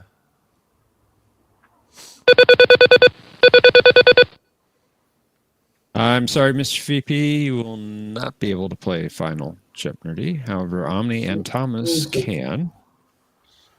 Let's head to Final Jeopardy. Maybe. Oh, it crashed. Wow. You crashed it? Okay. Oh, it doesn't matter. Omni wins anyway. Not necessarily. Yeah. Wow. I don't know why it crashed it. Not guilty, Your Honor. Oh, I know why. There were so many non-canon references mentioned in the software. It blew up the software? Yeah. Yeah. Omni bet 1,000 got it right. I bet 400 got it wrong. So just do the math and final scores. Let's see if I can get it back.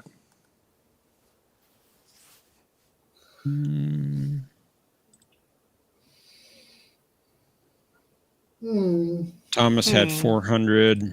Omni, you had what, 6,100? I think he had 5,600. 5,600? That's what I thought too. Yeah. Okay. Wow. Rigged. Just adding points. We get to play it again? All right. No, you don't get to play again. Oh, okay. I know the answers now. Let's see if we can go to Final Jeopardy this time. I don't know what's going on. It doesn't want to do anything now.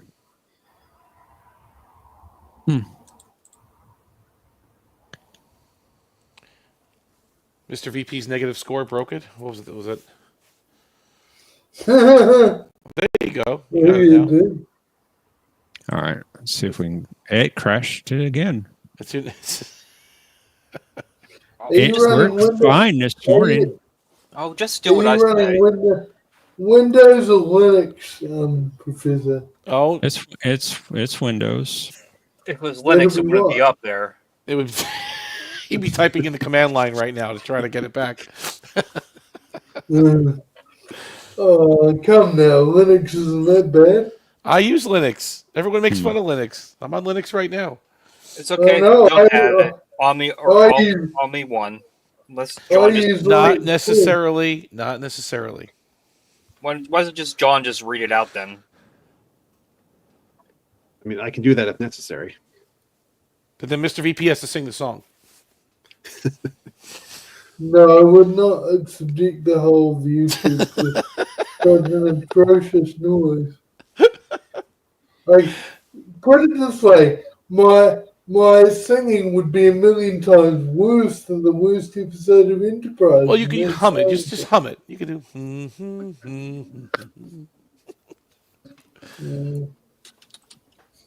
Hang on.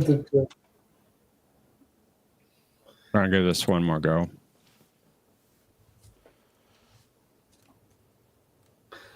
I'll make it deal I'm with sorry. you. If I hum the Jeopnerdy song, as a deal, can we say no more prison jokes? It's okay. You don't need to hum. It's okay. We're good. We're good. Never mind. It's got the wrong scores, and the wrong players too. Wow. I think it's because you're running Windows instead of Linux. This is from like what, 3 weeks ago? Rigged. Look Oh, at the that's funny. scores. You just gave points to people. No, it's an old Except for game. Omni, you lost points. Maybe I did. Hang on. Come on, Mr. VP, you can play now. I'll take Mr. Kyle for 1,000, please. Will you? Who is a Countess Regina? That would be under K substances, right? Countess with a K. No, yeah, sure, why not?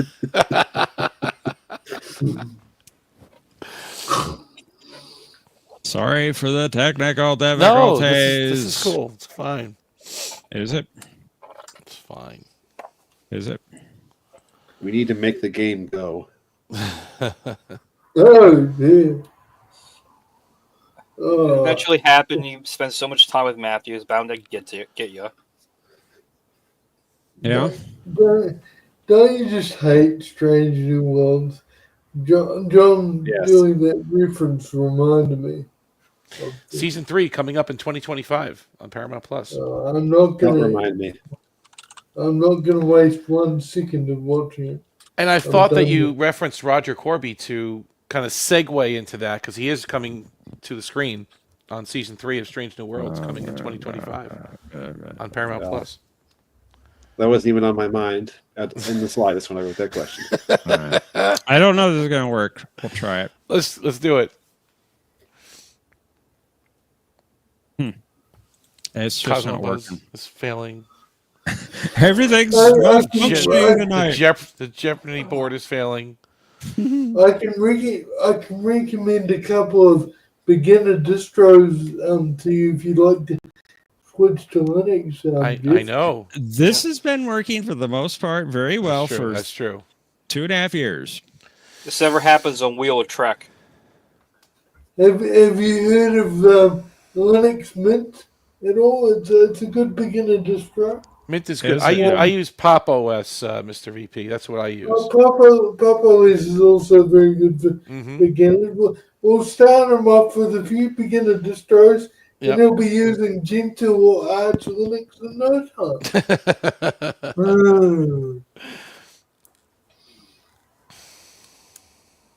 I'm just kidding, Jeff. It's all right. Sure you are. All right. We may have to start actually the game. All right, let's do this again. Come on.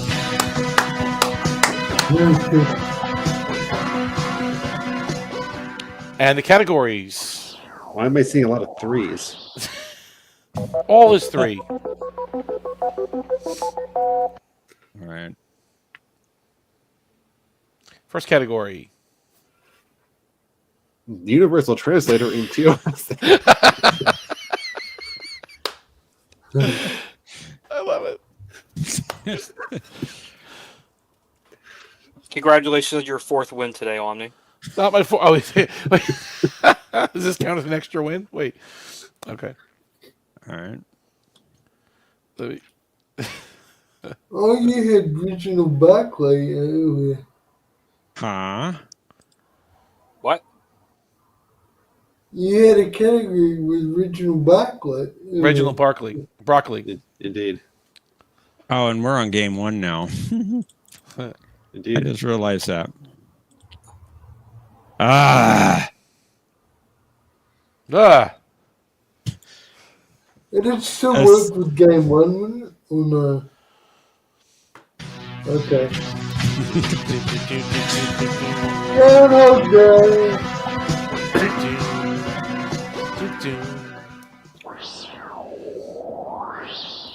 We're having fun here.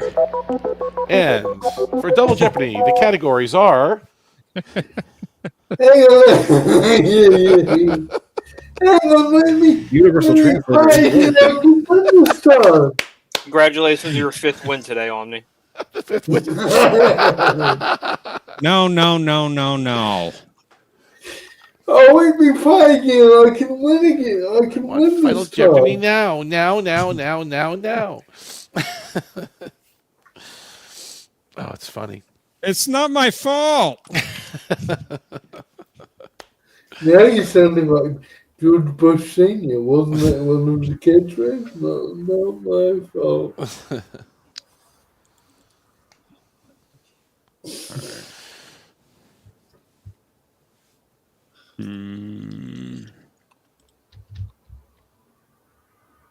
That did reset all the player names. Again. Well, we know who they are, right?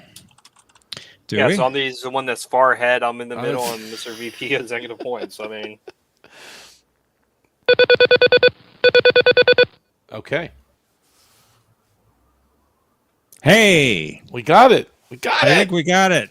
All right. Do you need me to help the song? 6 hours later. All right. Let's reveal the category. Personal log. That is correct, isn't it, John? That is the correct category, yes. Okay. Hey, and we even got the right scores and the right Wow. names. And all right.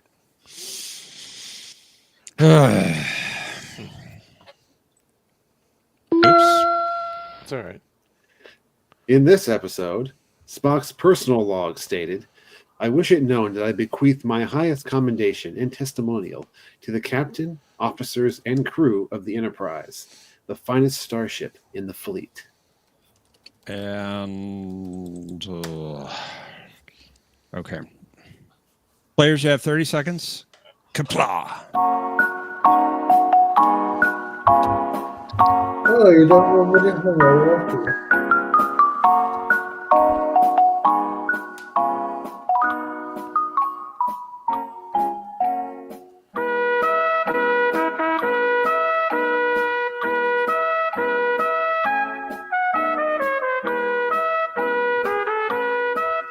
The Kevin Trick is based on what Enterprise? Dun, dun.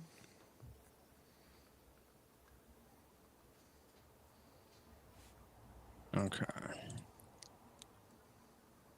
It's still not working, right? Go on.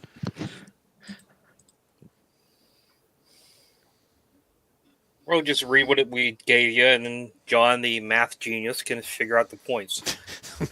Okay.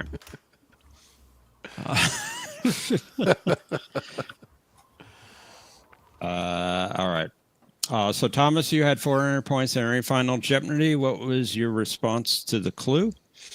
Who is? Why does it matter? Omni is smart. Also, I don't know.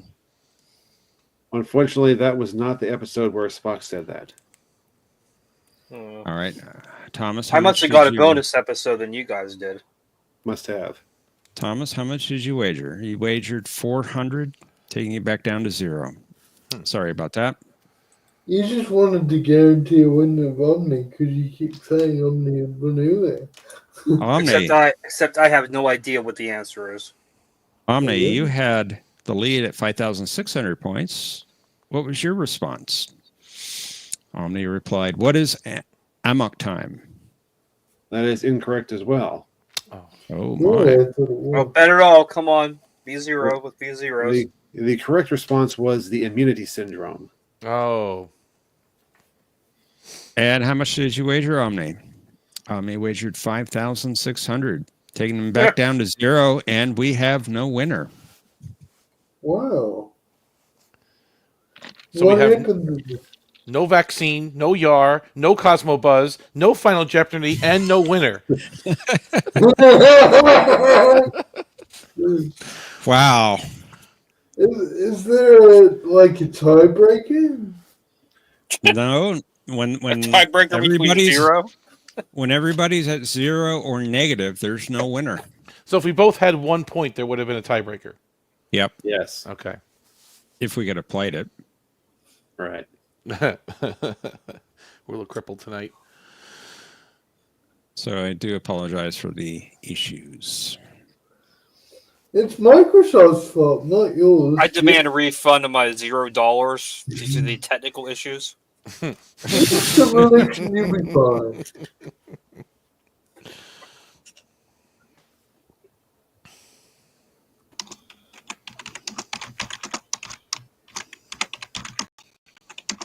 I'm going to figure this one out. Hello, everyone. Hello, everyone. It worked great for 2 games, and it worked great when I played it earlier. It worked great for the last 25 weeks. You had no problems with it. You had nothing. Not a glitch.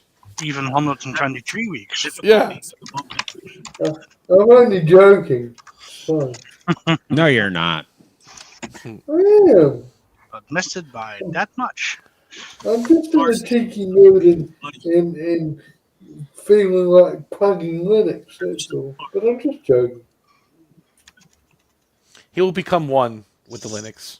Well, You will all become one with the I'm Linux. disappointed with the people that didn't get those awesome Superman questions right. Those are awesome. You must have been screaming back there, right? And Professor, did you remember to reset the primary Heisenfram terminal?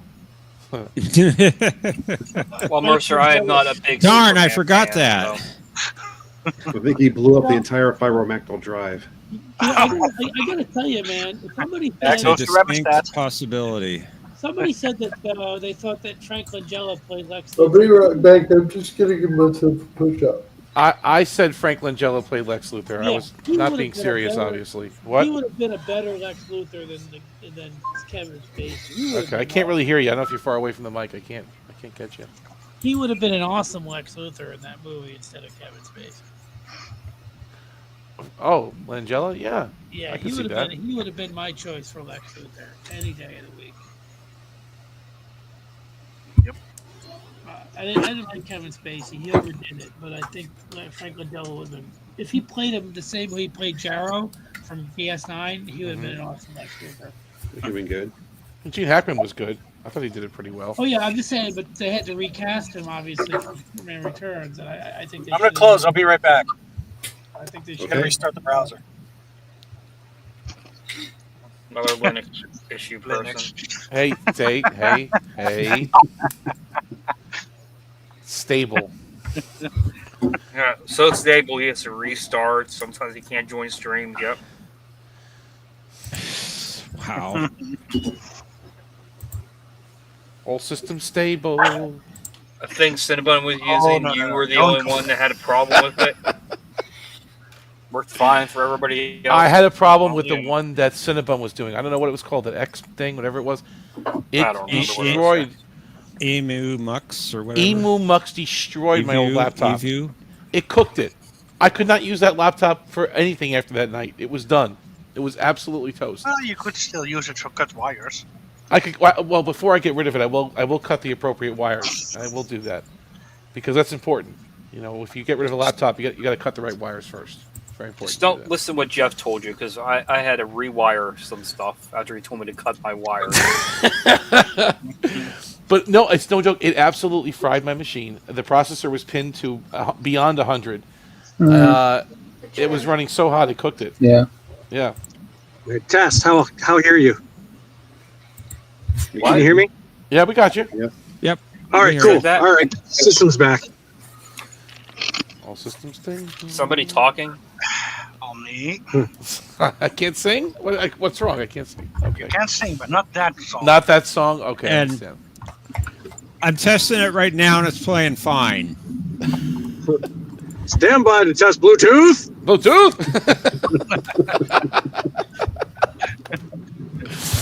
Damage report. All stations. All stations. The women. I gotta use that at It's work playing sometimes. just fine. I gotta use Negative. that. Stand by to photograph. Stand by to photograph.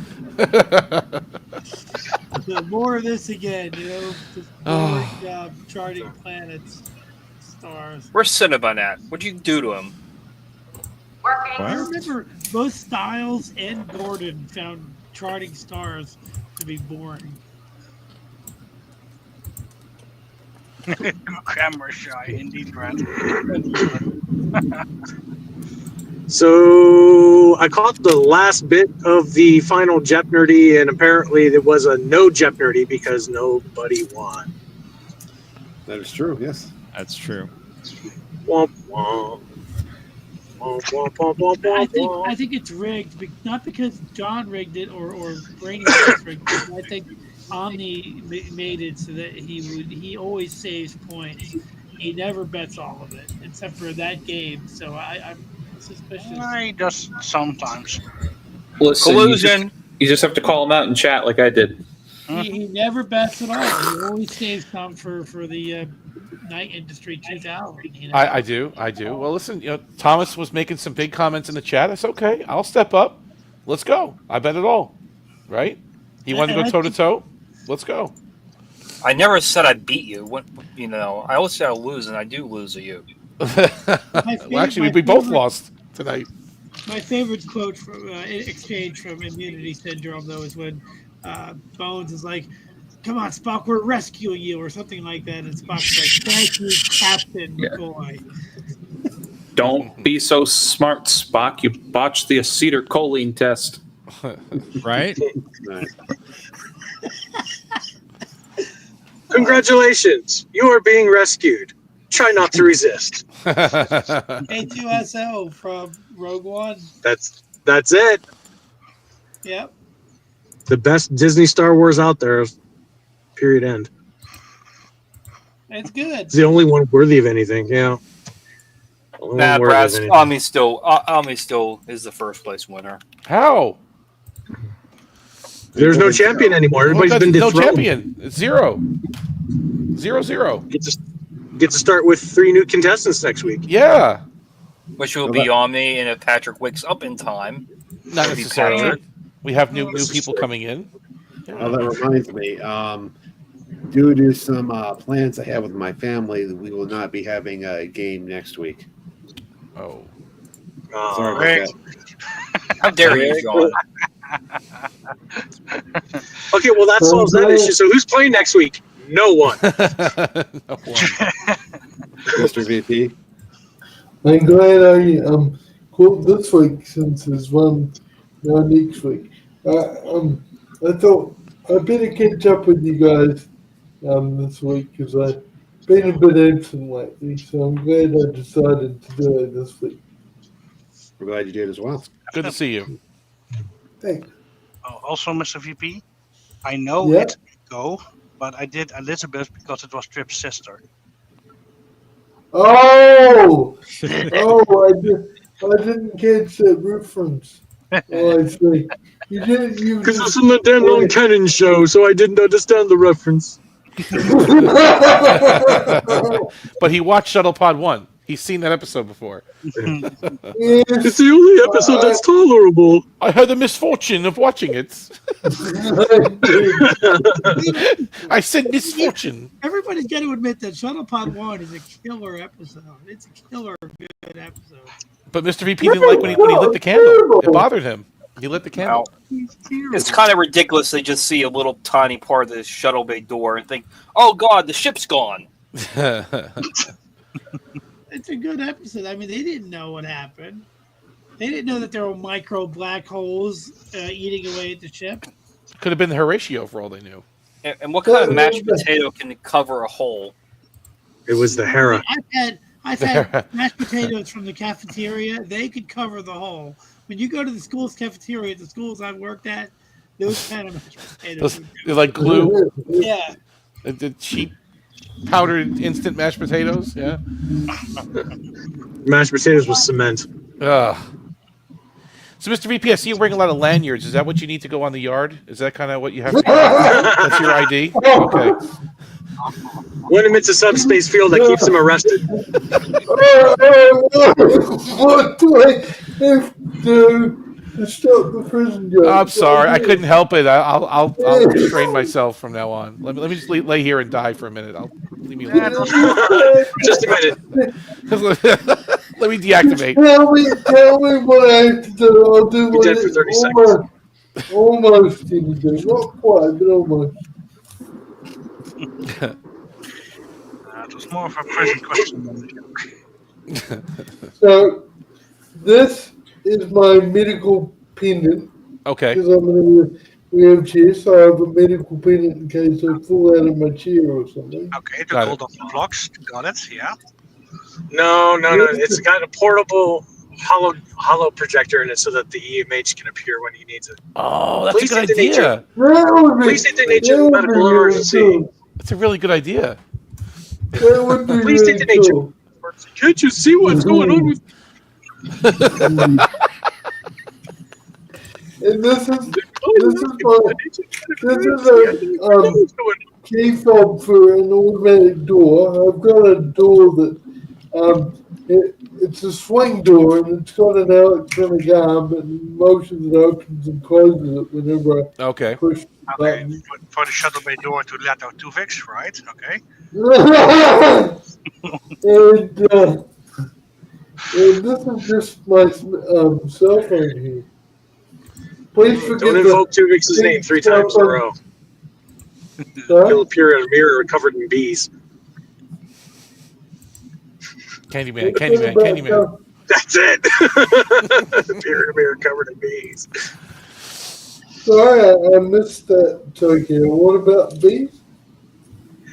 No, I said don't invoke Tuvix's name 3 times in a mirror. He'll appear to you covered in bees. Oh, okay. And I said Candyman. Yeah. Anyway, and this is just my cell phone. Yeah. So that's what the thing is. Nothing to do with prison.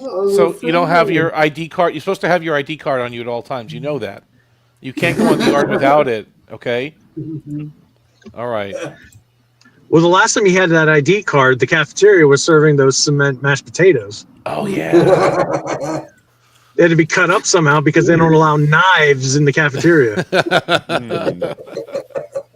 Right. But you keep your cell pretty tidy back there. I see that. It's good. I mean, you keep it pretty nice. Thank you. Yeah. And I told you about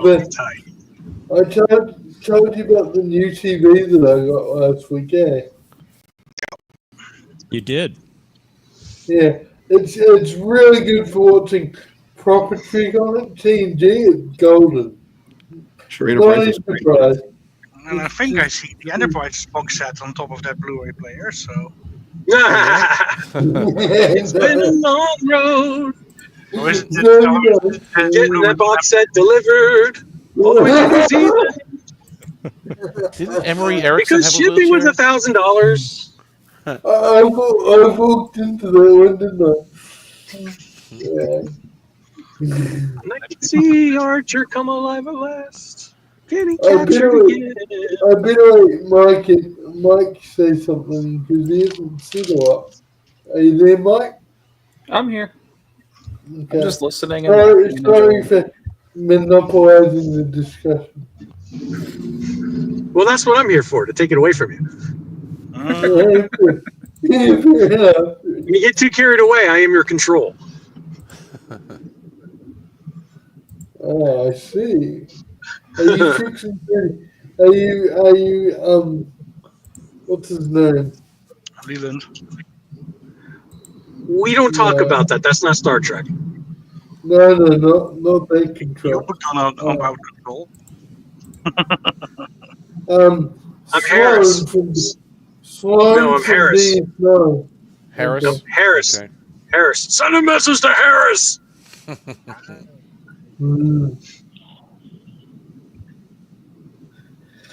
So, Mike, I haven't heard about an official rewatch project before. Sounds pretty obvious, but just in case I'm missing subtle competition terms and conditions or something, what is the official rewatch project?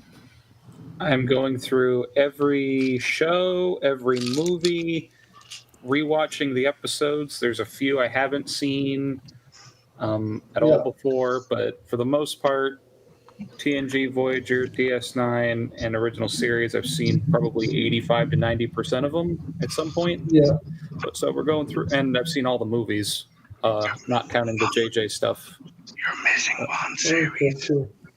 No, he's not. No, he's not. No, because I haven't seen Enterprise, so no, I'm not. I don't know what you're missing. He's just mentioned what he's seen. He's not ruling out Enterprise. He just hasn't seen it. Correct. He's not ruling it out. When I'm done with the other 4 and the movies, then we'll start. Roll it out, Mike. Roll it out. You're not missing much. Project.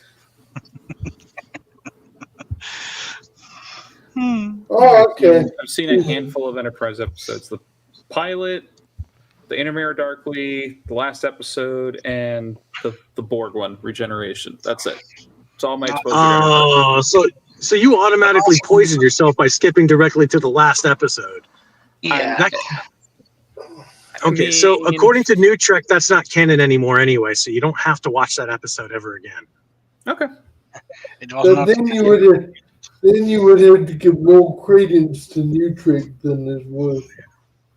Which means now you have to watch Demons and Terra Prime, because Terra Prime is the actual last episode of Enterprise. I have heard that before. I've never seen it, but I've heard that more than once before. And But if you want to watch Proper Trek, all you have to do is watch from the original series to Voyager, and then you're done. Yeah, we have our own. That's 1992. Man, he's throwing some mad punches from that chair, aren't you? Wow. That was a 1-2 hit combo you tried to throw. Yeah. I'm disabled. I'm not pacifist. Pacifist crunch.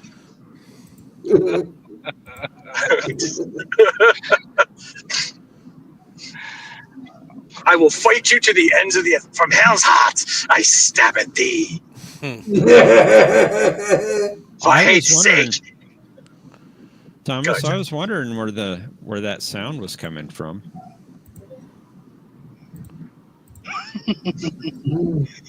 Error, non sequitur, error. No one else heard it? Yes, like a jet plane or something going by. I don't know. What was that? Oh, I've got a visitor, guys. I'll be back in a second. Okay. Say hello to Gordon. Tell Tom I said what's up. Of his friend from the Maquis. And the 3 dead officers who taught him the true meaning of Christmas. Maybe it was today I went to a horror-themed flea market, and me and Kristen, and I was at a table where a guy was selling books that he wrote, and he did a series in collaboration with Michael Jan Friedman. And I'm looking at the name, and I'm thinking, that's a Star Trek writer, isn't it? Yeah, the novels, right? Yes, it is. Yeah, What a shocker. So I recognized it. Books at a horror convention. What's that? Books at a horror convention, whatever it was. What a shocker. Yeah. It was mainly books. It was mainly people selling their books.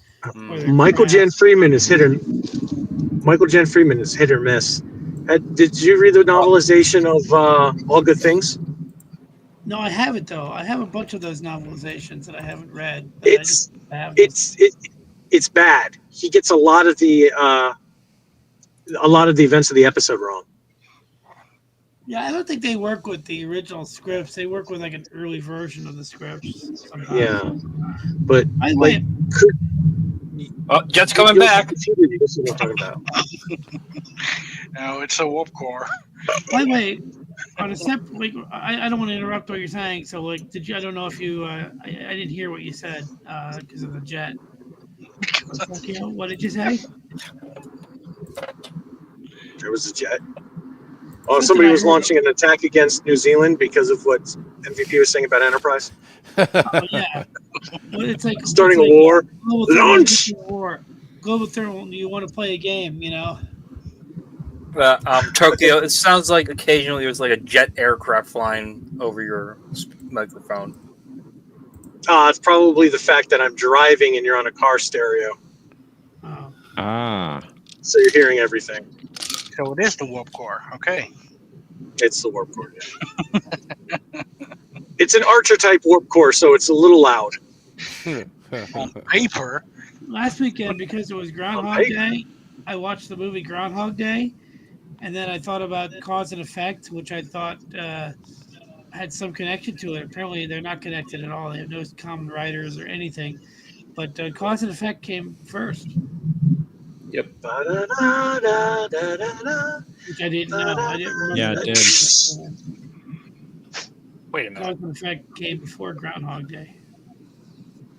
Is Patrick and Mike doing a spotted difference between these photos?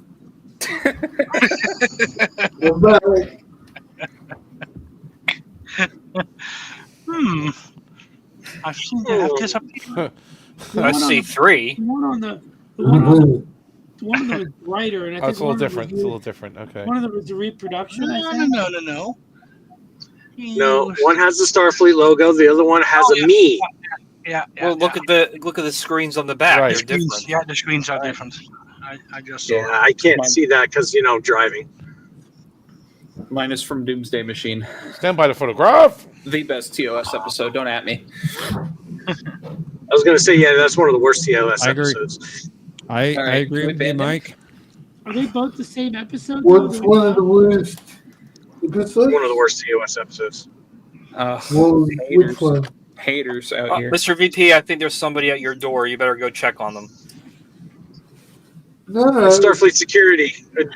Thomas, you just Let me see where Thomas come. told him my secret. I called Starfleet security on them, told them they had an escapee. Yeah, well, they won't get there for hours. What They got to find New Zealand first. What do I have to do, guys? So I have to watch an episode of Enterprise in Prison Jokes, do I? every episode. Except for Every. that one. You have to like it. Repeatedly. Oh, you have to like it. Wow. Just put it on a loop, Mr. VP. Put it on a loop. In that case, keep the prison jokes coming because I'm not going to.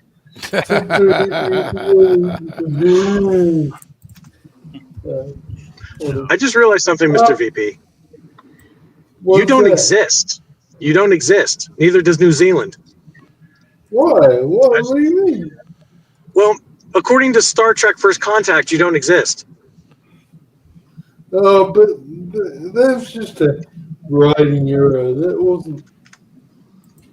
You don't appear on the graphic of the Earth. Your country was cloaked. Yeah, we've just good cloaking technology. That's all. That's just to hide It was behind heavy cloud cover. You couldn't see it. I couldn't see it at all. Wasn't it a clear day in the Southern Hemisphere when that No. airlock was opened? Yeah, New Zealand is a little bit south than where you could see, though. It's not Is that right what it there. was? Okay. Yeah, it would have been right on the edge if you could have seen it. Oh, Patrick, I love. Yeah, look at a map. New Zealand is not like right next to Australia. You're right. No, It's like a little bit south of it. Can't you swim there? No, you can't. If you want to be stupid, sure, you can swim there. Oh, John, I love you around you picture. but not anymore. I just realized what Commodore Deacon wouldn't say. Someone put him to the future and he was forced to watch Enterprise and then he was never the same again. It was Well, canon, but not anymore. It's canon, but not anymore. The damn non-canon country. New Zealand's not canon anymore.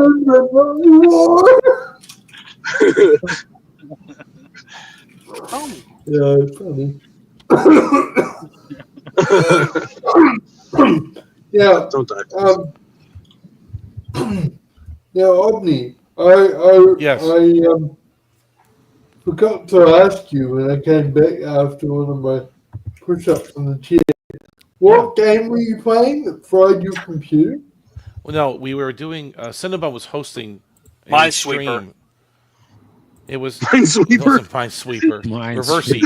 He detonated a mine and the shield goes down. Yeah. It was Solitaire. It was a Minesweeper. Solitaire. My solitaire. Or reversey. Reversey. I was thinking that one. Sorry, serious Omni? What? Well, no. Cinnabon was experimenting with a new streaming software package. It was called something X. I don't know, whatever it was. It was EVMux. EVMux. It was horrific. It destroyed my machine. Oh dear. It had the processor was pinned to 100. It got hotter than I've ever felt it get that hot in my life. I'm like, what the hell is going on? So I had to get a whole new laptop. It was never the same after that night. It was never the same. Why didn't you shut it down before it got to that? Well, I mean, we were talking. I didn't really notice, and then I felt my keyboard getting warm, and I put my hand behind the, to kind of feel where the air is coming out. I go, oh my god! I checked the temperature. It was like 90 something C. I go, no, something's wrong here. Yeah, that's melting the silicon in there. It must have, and the processor was pinned to 100. Like all. Like what is going on?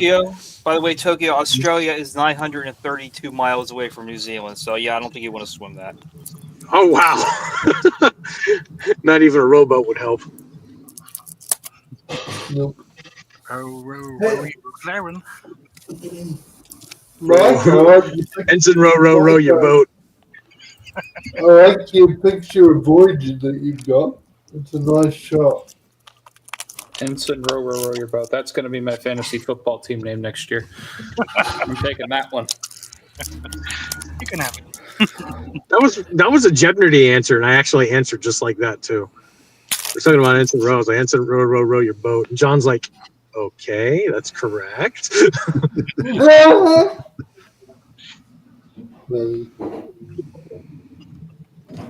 I'll take an X, please.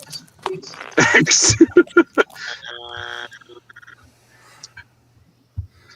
I just gave up too. I was like, Thomas, I feel your pain. X. Unable to comply. Where is that soundtrack on the computer? Sound effect. Hmm? Yeah, unable to comply. Sound effect. Who is that on the computer? I did that. Oh, okay. That's cool. I need to borrow that clip from you, and then whenever someone wants me to watch or like Enterprise, I can just go unable to comply. That'd be useful. What? That's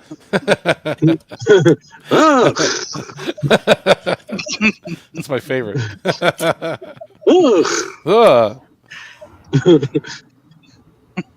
That will never be. So fixated. All of you, I was talking Cool, about. Guys, Discovery is destroyed.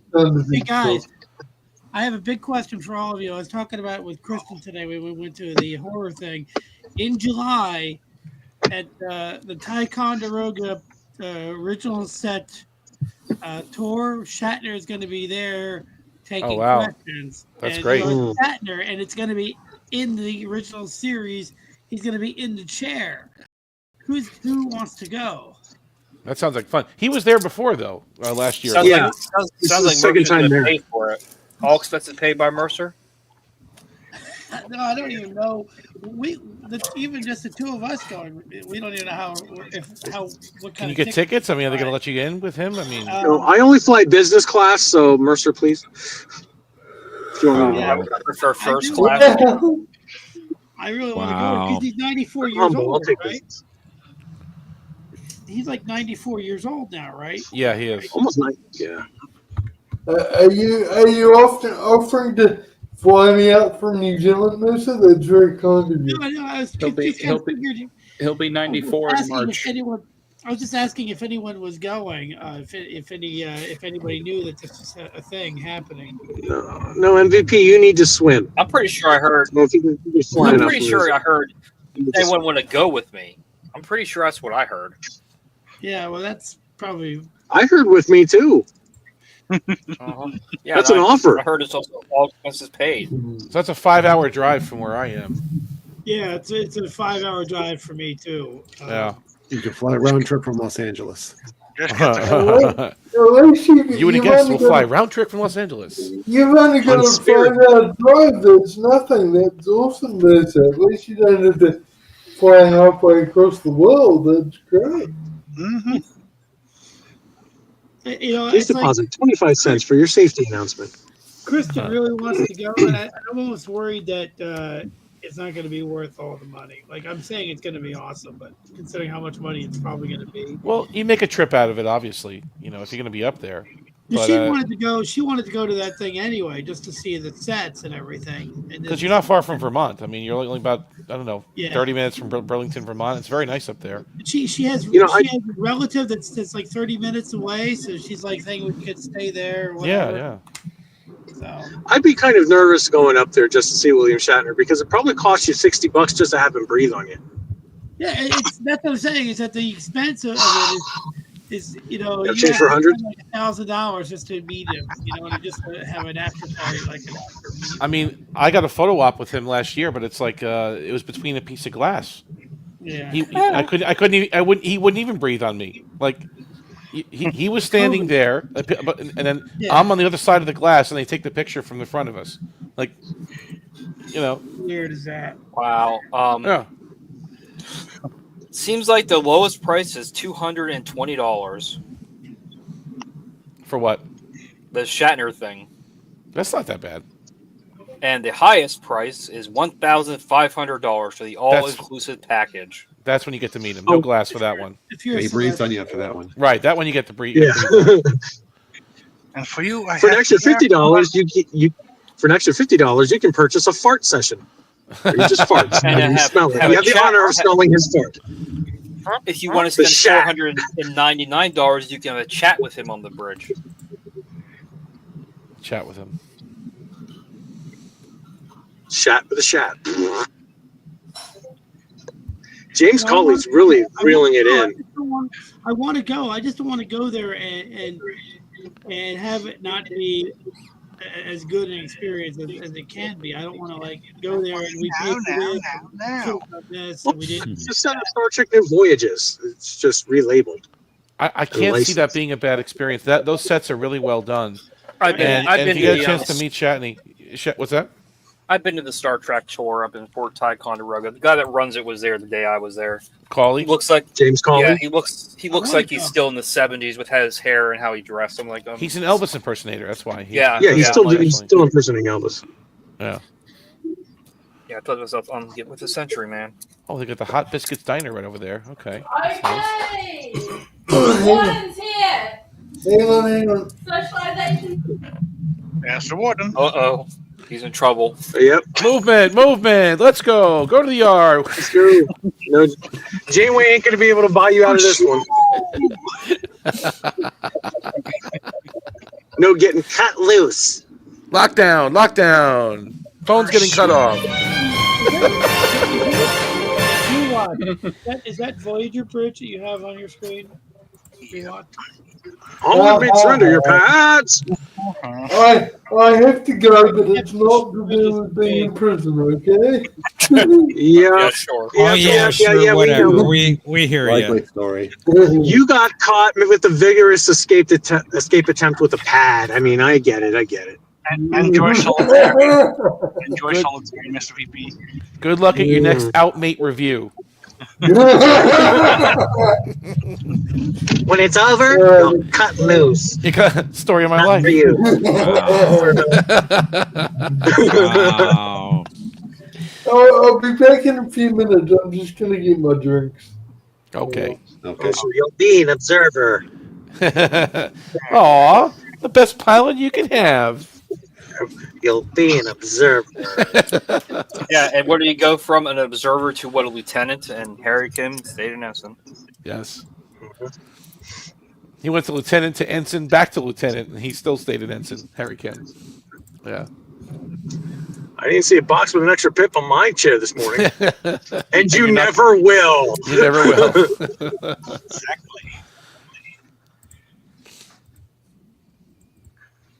I didn't realize that, though. He was JG. It doesn't matter that they tried Miles O'Brien. I said Paris was JG, wasn't he? He was never a full lieutenant. No, well, his pip kept changing depending on the episode. He was either JG or he was full. Oh, okay. I couldn't remember if he just. It was a different pip each time. What does JG mean? I mean, I know Junior grade. specifically when in 30 days when she took the pip off, and then in Unimatrix Zero when they gave it back, it was a full pip. So yeah. So he got a promotion. Actually, he got a demotion and then a promotion. You need to. He kept getting promoted and demoted. And when he got re-promoted to lieutenant, he got promoted up 2 steps because he went straight to full lieutenant. To full lieutenant. Okay. Because of wardrobe. Well, Tuvok they mixed up too. Obviously, Oh, wait a first, minute, am I what, wrong? 13 Hold on, episodes. Let me double check. Maybe I'm wrong about that. This is probably what happened. Jane was like, Yeah, we have all these shuttles, but we don't have all these pips, so I'll just give you this one. Wow. And I could didn't never really Tuvok read get the promoted, Maquis one. promoted again? No, and they made that a was just a decision? mistake. I think he was always supposed to be lieutenant. They never called him Commander Tuvok. They just gave him the wrong pips, I think, in the first 12 or whatever it was, 15 episodes. And then they finally figured it out. And then he got promoted. And then they promoted him. Yes. I think it was just a wardrobe mistake, honestly, on that one. Oh, no, I was wrong. I looked up the screen grab. The pip he gets in Unimatrix Zero is the junior grade lieutenant pip. It is JG, okay. Yep. Yeah. But the Maquis ones are hard to read. I can't really read those. The ones that are, the Maquis wear. The provisional list. Yeah, Like they have slashes on them or something, right? But I can't really. Yeah. And then there's Chakotay was lieutenant commander the whole time. No, was he? Yeah. His provisional was 1 black and 2 gold stripes. Yep. The whole time. He was only lieutenant commander. I had no idea. I mean, he was a full commander though when he left Starfleet. In dialogue. No. We don't know. But in dialogue, he was a full commander throughout Voyager. But on uniform, he was only lieutenant commander. That's crazy. I never could notice that anyway. I couldn't even look at those things really that closely. Yeah, wow. You'll be able to see it. Yet, whenever they get a message from Admiral Windbag, Janeway doesn't like it when he calls them the Maquis, and she goes, "I think you're part of my crew," and I've been like, "Well, then why do we have different pips than you?" That's true. You like segregated us to point us out. Yeah, that's true. Because I thought he was honestly a full commander. Then what's with this Starfleet apartheid you're imposing on us, part of your crew? Starfleet apartheid. Yes, everything except his pips would indicate that he's a full commander. They even said he was a full Right. commander. In dialogue, they said it. Right? He was a full commander. It When was he in left dialogue. Starfleet. They called him full commander. Yep. But in wardrobe, he was lieutenant commander. No, you're mistaken. They called him a fool commander. They did, right? A fool? A fool commander? Yeah. A vaudoir. You fool! You fool commander. Don't be a fool! Don't pity the Chakotay. You're making a mistake. Don't be a fool. Making a mistake. I can be useful! Reed sounded so pathetic in that cell. You need your tactical officer. Captain, please. I can be useful. Oh. Reed, unbecoming of it. Actually, unbecoming. Well, because he didn't send a message to Harris. He wasn't bad. He wasn't. I mean, he played it pretty good. Oh dear God! He His was memory okay. alpha page has him as the picture has him as the animated Chakotay. That's funny. The fan anime. Planet X. I believe in the Dominion. No. That's Prodigy one. I'm loyal. Oh, what was his name? Leggett. Broca. Broca. Thank you, John. I won't miss him. That guy was in. I wish you hadn't done that. That was guy- William's that guy last that- clone. The guy that was Broca was in Total Recall. Oh, was he? He was the cab driver. Benny's the name. I got 5 kids to feed. That was Broca, wasn't it? Yeah, that's the guy that plays Broca. He's got 5 kids to feed. Take him to the dentist. Hey man, I'll just wait right here. You made me wish I had 3 hands. And that's kind of a joke that they used in Star Trek when Mayweather was talking. Mayflower. Mayflower. Yeah, Mayflower. Mayweather was talking about 3 hands in Pilot. You know, when they talk about Mayflower was Dreylax. the ship from Airplane 2. Yeah. Lord Reefer. When they're talking about Dreylax. Lord Dreylax. Was it Dreylax? That's 3. First hand, second hand, third hand. So there's a connection between Enterprise and Total Recall right there. Sort of. We had a lot of actors in Total Recall that were in Star Trek. Yeah. Robert Picardo, the robot driver. Jellicoe. Ronnie Cox. Jellicoe was only my Cohagen. age when he did that part. He was like 52 years old. He was so much older. Why wasn't Michael Ironsides ever in Star Trek? He would have been awesome as like a admiral or something. Or even a bad alien, like a mercenary alien or something, right? Or a captain. Well, he's a telepath in Babylon 5, apparently. Yeah, he was in Babylon 5. Thomas is right. Yeah. Ironside? Yeah. Was the closest we ever got to something off. Yeah, ask Matthew. Michael you're talking about Ironheart. I'm like, what are you talking about? Starship Troopers. He was good in Starship Troopers, yeah. Well, probably the closest you'll see him to being in Star Trek is in the last season of Sequest. Oh, that's right. He was the captain. Oh, yeah. When they turned Sequest into Star Trek. Like they gave Sequest a warp drive. Did you watch Matthew's stream? He didn't really remember that William Shepard guy was in Sequest until I mentioned it. Oh, W. Morgan Yeah, Shepard. I watched that. Yeah. I'm like, he was a That doesn't surprise me hologram at all. thing.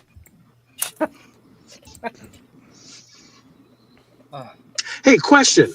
I was watching. What was the name of the episode where they were on DS9, where the ship crashed and there was that cult chick that was leading everybody. Was it Homestead? I don't remember. No, you're talking about Paradise. Paradise, yeah. That's it. That's the one. Paradise. Thank you. Thank you. Was that Kumiko from Karate Kid? No, but it was the girl that was on. You mean you're talking The about one that Ensign? No, She Cynthia, played Ensign Zoo, didn't she? And then no, she no. The one that was sent to seduce Ben so that he wouldn't leave. She played Ensign Zoo on what is it? The Arsenal of Freedom. With the Arsenal of Freedom, yeah. And she also played Catherine Sakai on Babylon 5. That wasn't Commodore O? No. She played O in Picard. Yeah, then that's Kumiko from Karate Kid Part 2. Yeah. No, but she wasn't in Paradise, is what I'm saying. She wasn't in that episode. You're thinking of... Yeah. It was... her name was... what was her name again? What was her name?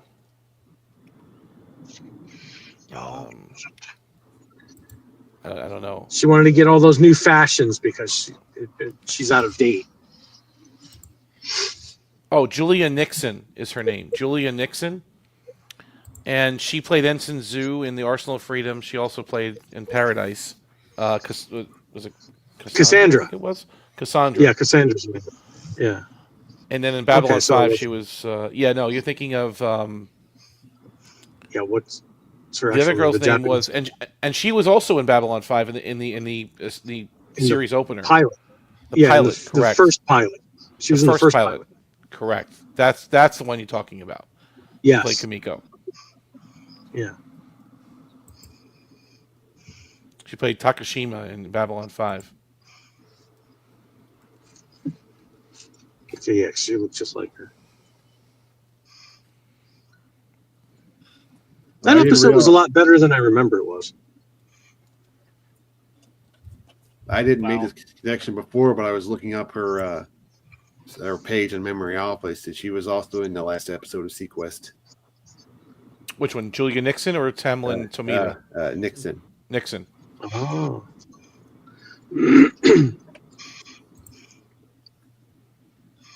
She's been in a lot of TV, but she was good. I always liked seeing her. I thought she was good in Paradise. She was good as Ensign Zoo. She was really good in Babylon 5, playing the recurring girlfriend to the captain, to the commander. Yeah. Catherine Sakai. I thought that was a Are great you talking relationship. about the leader of the colony in Paradise? The leader of Not the leader, no. We're talking about the Asian chick that the leader sent to seduce Ben to get him to stay. Like, I haven't seen the episode in a long. I have to watch that one again. But the only It's person worth a rewatch. It is so good. yeah, it's a good It's a episode. lot better than I remember. The only character I remember is the leader, and I have to watch it again. It's funny because we were talking about at the convention. We were talking about Return of the Living Dead. And I saw that movie as a kid, and yet I couldn't remember the tar monster. So I have to watch that movie again. So She did a lot of television. She was also in a show called Airwolf in 1985. Oh, she was an Airwolf? She was I an think I've heard of Airwolf. that. Yeah, yeah. Babylon 5, Sequest 2032. Yep, we watched it the other night. That's it. It was great. Yeah, it was the opener.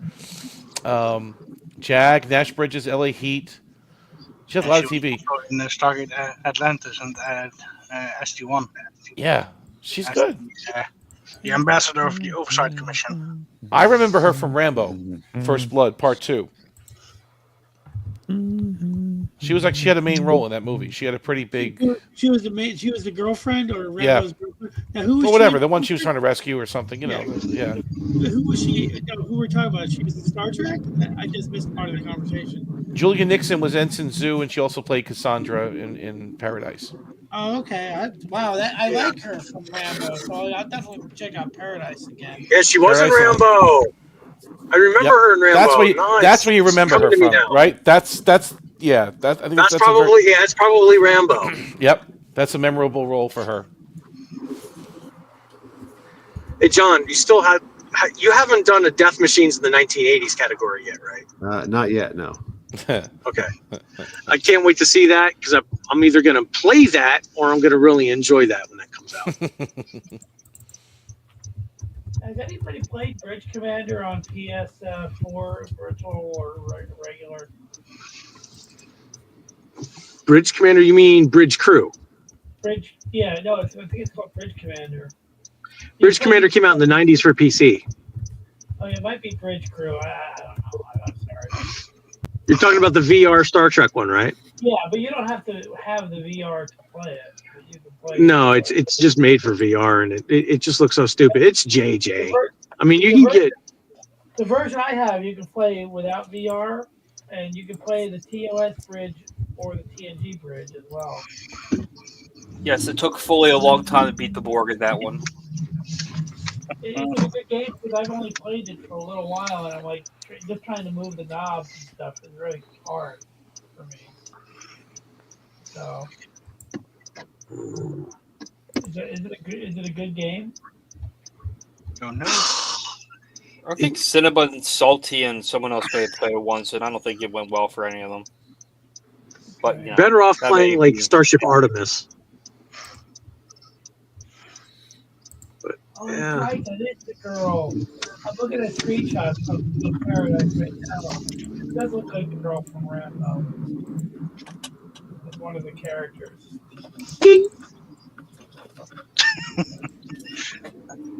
I love that movie, Rambo. I love it. I stopped playing Star Trek games because it's all Star Warsian now. Because it's all Star Wars now. You know what I loved? I used to have this game called DS9 Harbinger, right? Which was like this cool computer game. But the only thing I did was I went into the holosuite and played this thing where you're shooting asteroids. It's like playing asteroids. And it reminded me very much of the episode that they came out with later called Treachery of the Great River, where they're going through the ice asteroids and they're carving them open so that they can hide in them. Remember that? Yeah. This asteroid game in the holosuite is basically just that. You know, you can shoot rocks and break them apart with your phasers. And that's like the in there. That was the demo of the game too. Like when they released a demo, they released that. Oh, did they? Yeah. That might have been what I had. I think I had the full. I don't remember. It's been so many years. I got it for. They had the demo for free at EGM. way back in the day. That's where I got my demo CD from. Was from EGM, Electronic Gaming Monthly. What new Star Trek games are you talking about? Harbinger. It's called Harbinger. Came out in Tokyo '98. Well, Tokyo said all the new games are like Star Wars games. I'm like, what new games? Oh, because they're all Star Wars. But he is asking which ones, Tokyo. I thought he was being sarcastic. Nope. Because there were no Star I Trek think games. I'm being No true yeah, Star Trek. I'm being both. Oh, both. Oh, yeah. So then if I say something like Star Trek Fleet Command, you know what I'm talking about then, right? Yeah. The stupid mobile game that doesn't exist. And then timelines turn into Star Wars. The Secret of the Nexus game is basically Star Wars. You don't interact with anything until you fight people.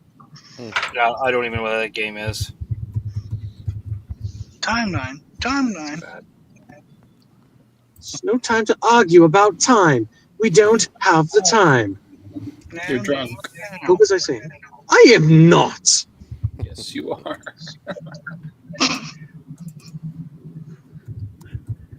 He wouldn't even talk to me unless I had a drink with him.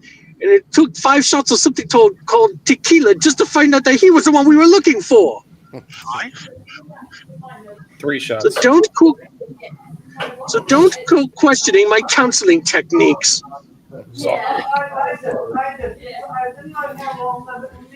Mr. VP. The warden would like you all to know she released me back into general public, the com channel area now, so I can converse with you all. Wait a minute. Back in Gen Pop. But there's a prison fight going on. What are you still doing online? He just You said need to the be involved in warden that prison said. fight. He just said the warden said. They're gonna toss your rack for contraband now. You find your contraband Enterprise DVDs. Maybe use contraband. New bad. How many times do we have to tell you? Enterprise is not canon. Why do you have these DVDs of Enterprise as contraband?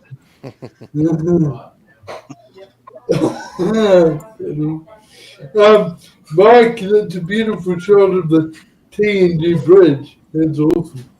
I think the TNG bridge is the best one ever.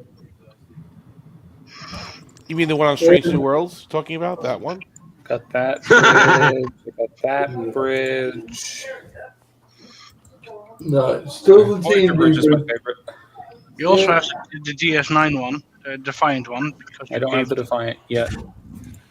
You did, because you linked it for me. Well, I don't have it set up with my... Not set up? Okay. I don't have it set up yet. Yeah. Rigged. It's not rigged yet. The rigging Jerry is rig down. won't last for long.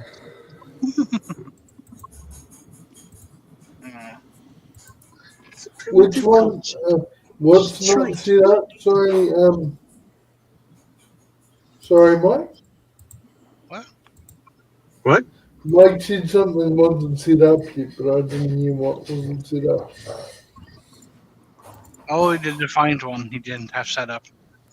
Oh, okay. So, this one, but without me on it. Oh, okay. It's not rigged! He's been using brand X. Oh no. I get a grid.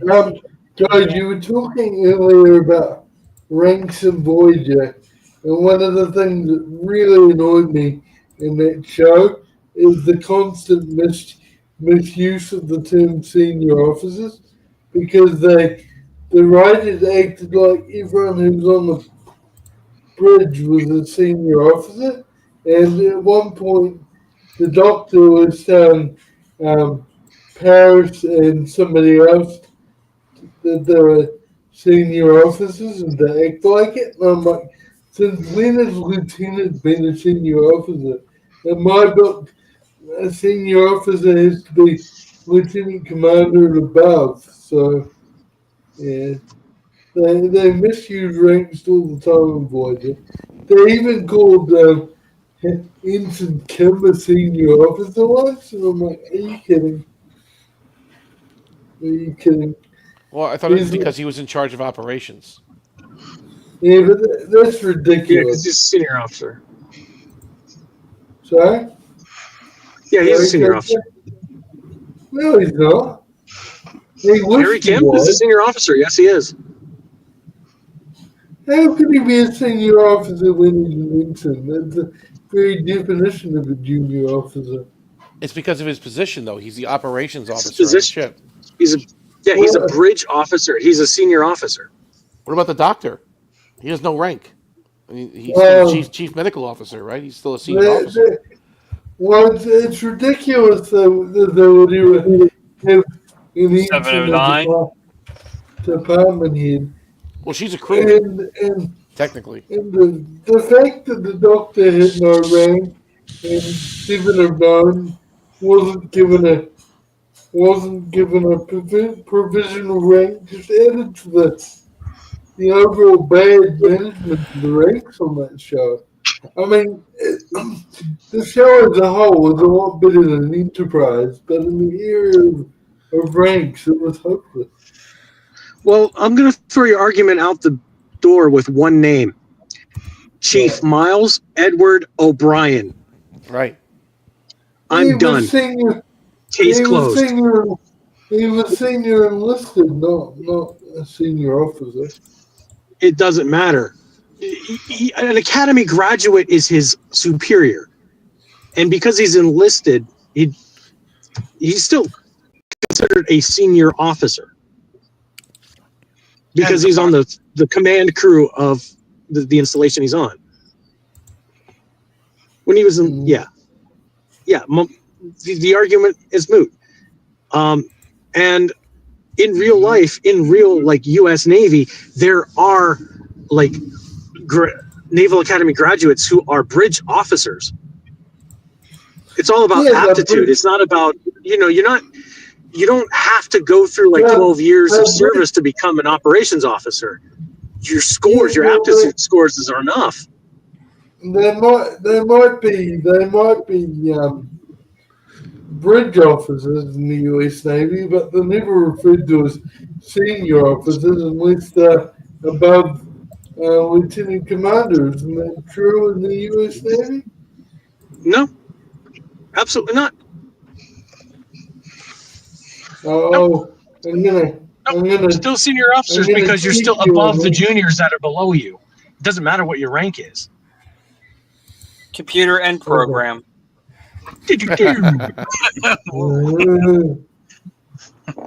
That's a special way of saying goodbye. Speaking of which, I'm gonna head So to bed. who did we lose just then? All right, Mercer. Have a good night, dude. Night, Mercer. Take care. Good night, Mercer. Just showing you we got you. Tomorrow. Also, don't delete us, please. Enjoy the big Super Bowl game tomorrow. No disassemble. Good night. Good night, Mercer. Good night, Merce.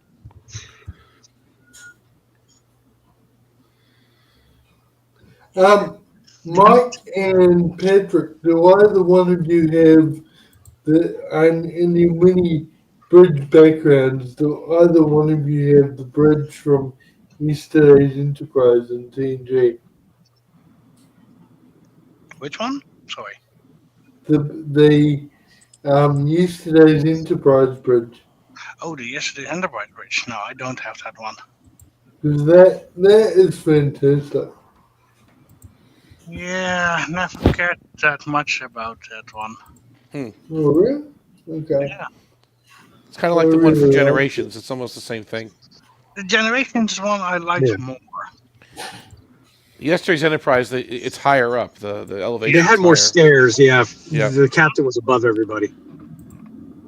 Yeah, I just Not didn't below like the rail. being alone in that circle. In that horseshoe. Mm-hmm.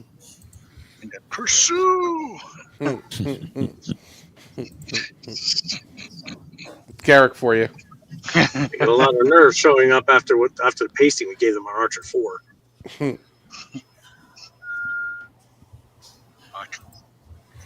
Roger.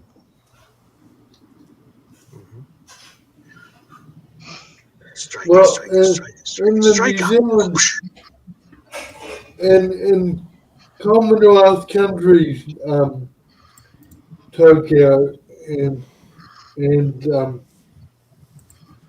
Commonwealth countries, including New Zealand, if you're speaking relative, you could say so and so is my senior officer.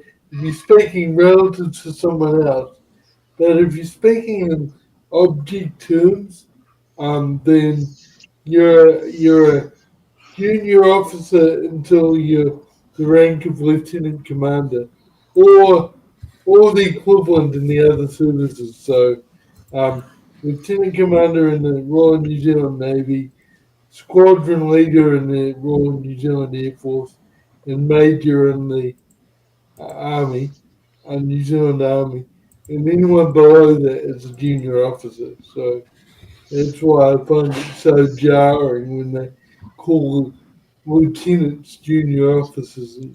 Senior officers in Star Trek. They wouldn't be considered that in New Zealand. Senior officers in Star Trek reflect the U.S. Navy in that the command crew are the senior officers, no matter what the rank is. I mean, right. A lot of ships are not commanded by captains either. They're commanded by up to lieutenant. As low as lieutenant, you can have the command of a ship. So even then, same thing here. We can have ships commanded by, we would pronounce it lieutenant, but in terms of where they are in the rank structure of their organization, they're still classed as a junior officer. Right, because you can also have non-flag officers who, might have a higher rank than the senior officer in that department, but they'd still answer to that senior officer because it's part of the command crew. Mm-hmm. But no foundation for law and government? What's that? No, not foundation for law and government? Flag? That's right. No. That's right. Sorry. Had to make that reference. The Knight Foundation. What I missed. What's the reference about foundation? I missed it. He was making a Knight Rider reference. Knight Rider joke. Knight Rider joke. Yeah, I missed that one too. It's all right. I haven't seen Knight Rider in 30 years, so. One man can make a difference, Tokyo. For law and government. One man. OmniCast, I shall consider it.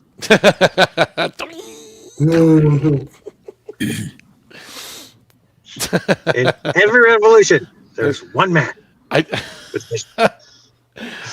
love how Vic does that, though. I love how he imitates Shatner in that. And the Star Trek continues. Yeah. He doesn't sound like him at all, but, because he's got that sniveling voice. He's trying very hard. He's a good guy. I like Vic a lot. Yeah, yeah. In every revolution, there's one man. One man. With a vision. He says man. Is that man? It's man. Man. Exactly, yeah. Captain Kirk, I shall consider it. I just Habercorn didn't have it either. No, he tried. He tried to get beat for beat. They flipped a switch and at the same time, and they were trying hard, but it's difficult. They redid that scene, and they redid the scene from the last scene of the series. Yep. In the turbo lift. Heading towards the turbo lift. If only. Yeah, they redid that whole thing. I'm never gonna be the captain. I'm glad we did that one. Yeah. Not anymore. No, I'm still glad we did that one.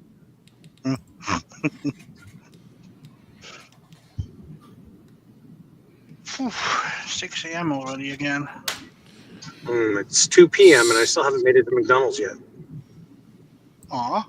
Wow. Yeah, it's only supposed to be an hour. I left church at 12:30. I got caught in traffic. Can't you get out on the main road? Get on the motorway or something? Get on on the main road. That's why you heard the air. What sounded like an airplane. It was just You have airplanes on the main road? Yeah, Yeah, we do. Oscars and It's actually zeros pretty and- cool. Yeah, it's 2020. It's 2025. I mean, they were a little late Okay. with the DeLorean Flip Matrix, but yeah, it came out eventually. That's why there's airplanes out here. Roads, where we're going, we don't need roads. This baby hits 88 miles per hour. She's gonna see If flying cars never came about, it would be an absolute nightmare. I mean, you can't paint lanes in the sky. It would just be absolute carnage. Half of science fiction's stupid. I mean, there's a lot of stuff that you can't do. I mean, who cares? It's entertainment. It's eye candy. It's fun. Yeah. I know. I didn't mean to like ruin the movie or anything. No, there's nothing ruined about a ruined movie in the first place. 2 was the inferior one anyway. Historical documents. Galaxy Quest. Yeah, I didn't like Back to the Future 2 too much. That was weird. By Grapfol's hammer. Wow, what a savings. Can't believe he's dead too. Alan Ruck. Yeah. Not Alan Rickman. Sorry, Alan Ruck was, Rickman. Harriman. Harriman's still alive. Yes, he's yes. Harriman's still alive. He doesn't die until Tuesday. Wow. My funeral doesn't begin until Tuesday. With a detail note. You just become pallbearers. Let's go.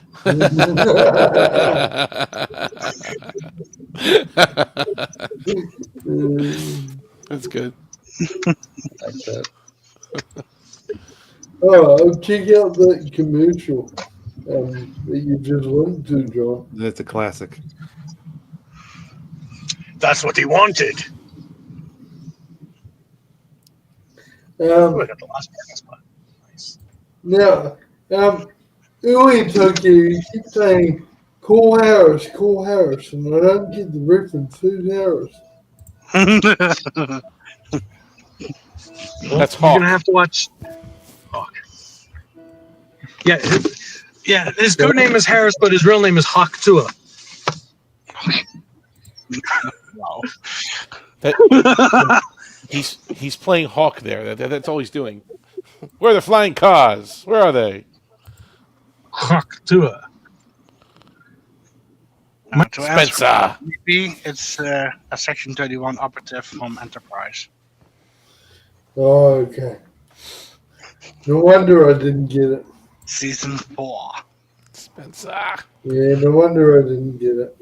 Mm-hmm. Non-canon joke. Non-canon. What? They're talking about season 4 of Enterprise. That fanfic show everyone raves about. Season 4 of Enterprise. Although from one episode only, the rest is every canon. Every bit of canon. Mm-hmm. What did we say, Patrick? What did we say? So it's exactly canon. Only for one episode, that's not. So people keep telling me.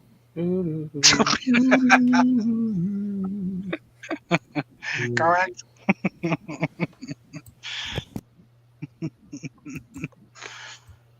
Yeah.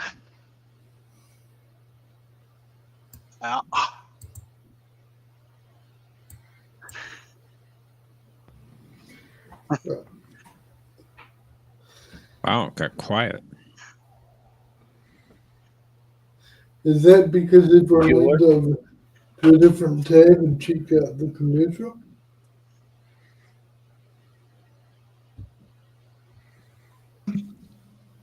It's a distinct possibility. I haven't checked it out yet. I'm going to wait till after the stream, after my dinner at some point.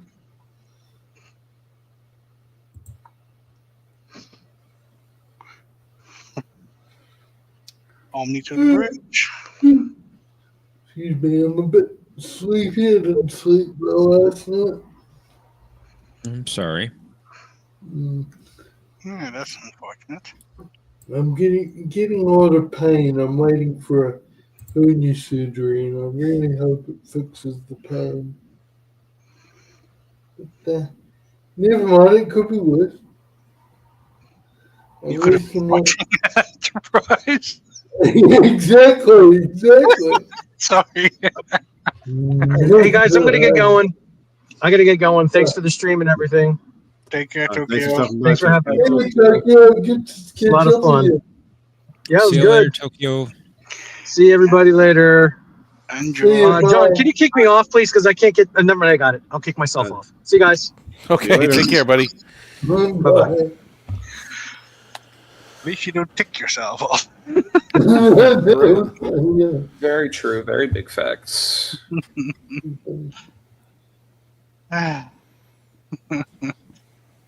But yeah, and earlier, I can't remember who said it because I had my microphone muted and my camera off because I was pushing myself up in the chair, but someone was talking about cutting the wires when they right got rid of a computer, and I was just cracking up laughing. And I wish you could have heard me laugh, but I had the microphone on mute because my chair makes a horrible noise when it's in tilt mode. I just wish I could have joined in on that because it just reminded me of Mikey cutting the wires on Oh, you remember that, do you? You remember that? Okay, yeah. Yeah, that was really funny. Yeah, that was good. You got the reference. Yes. Yeah, I did. Right. That was hilarious.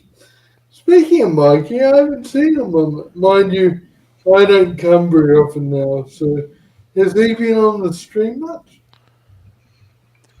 He was in the chat a little bit earlier. Yeah, he was. Oh, hi, Mikey, if he's still there. I'm not sure he is. I don't know. Yeah, he cut the wires, so he can't. He can't hear you anymore. He can just see you. Yeah. He cut the speaker wire. It was the wrong one. I mean, I don't mean it in the mean way, because Mikey is a cool person. But man, Yes. that was so funny. Oh, he needed some IT lessons. It's funny because you can visualize it, right? That's what makes it funny. Yeah, exactly. As soon as you say those words, an image pops in your head, and you see a laptop open with snippers. Exactly. And him thinking it makes it totally secure. And don't forget the garbage chute afterwards. Has to go in the chute. Yeah. Yeah. Double red alert. That's right. Yeah, don't worry about securely erasing the hard drive or anything. No, just cut the wires. You're fine. Just the right ones. I will destroy it for sure. Destroy it. Yes.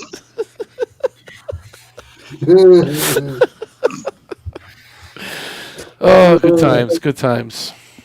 Yeah.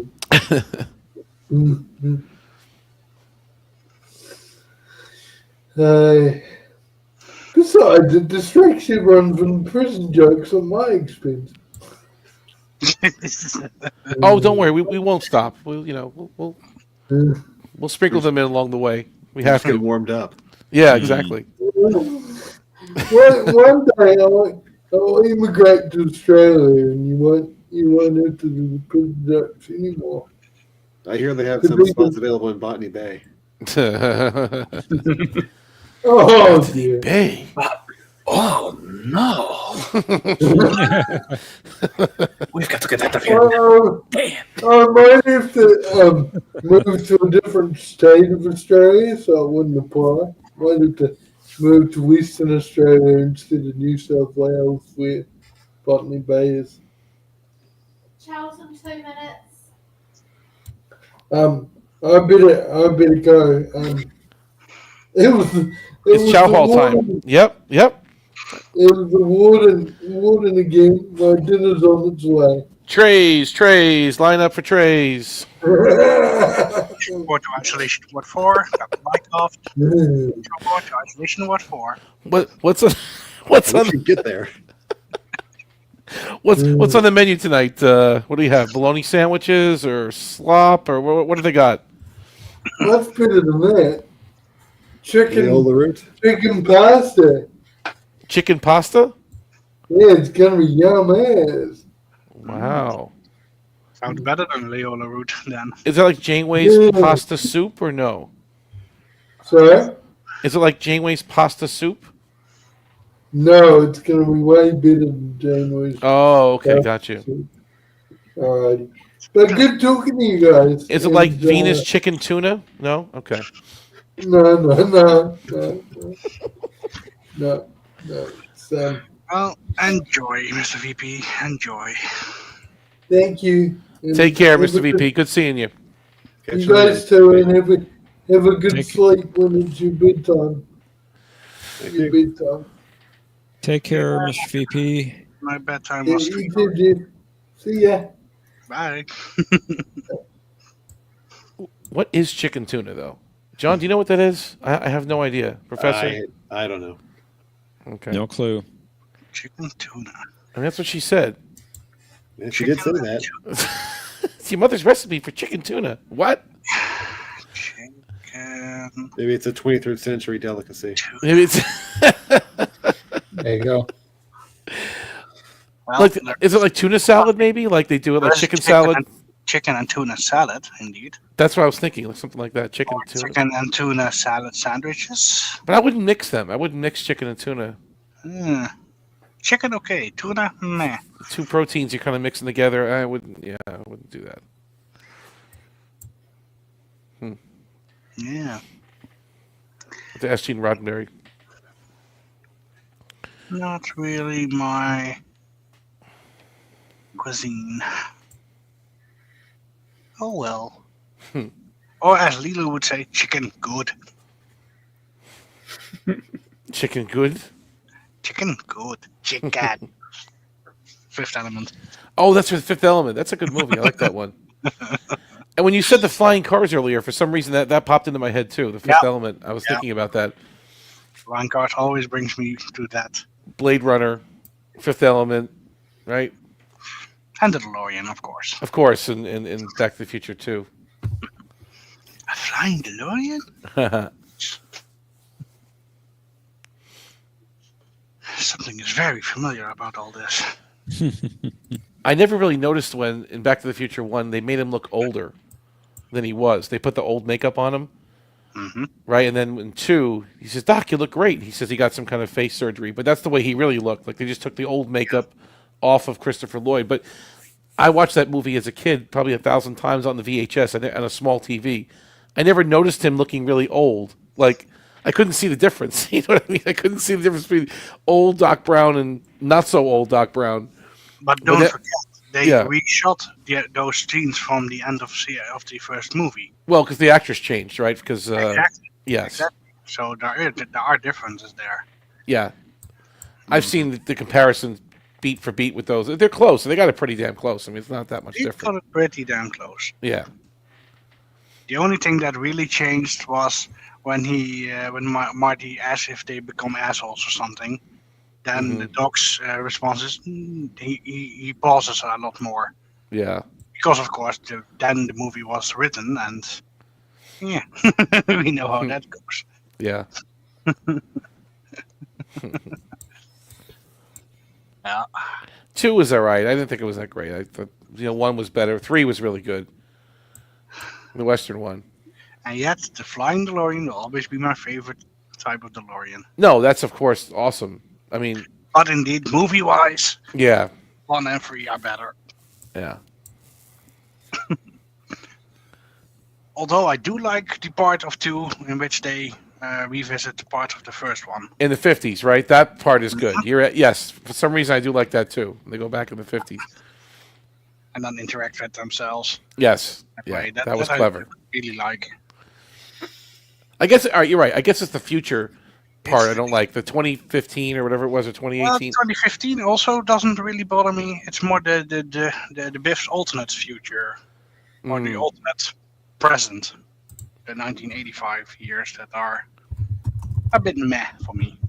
When he's got the casino or something, right? He owns a hotel or whatever that is, right? It's Yeah. I don't like any of that. Dystopian, Yeah.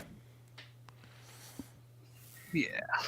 They were 1 year off from getting the Cubs breaking the World Series drought, right? How crazy was that? They were 1 year off. They broke it in 2016, and the movie called 2015. And the Cubs bonkers. haven't won it in 100 years before, like 110 years, right? Like, yeah, that's insane. They got it that close. They were 1 year off.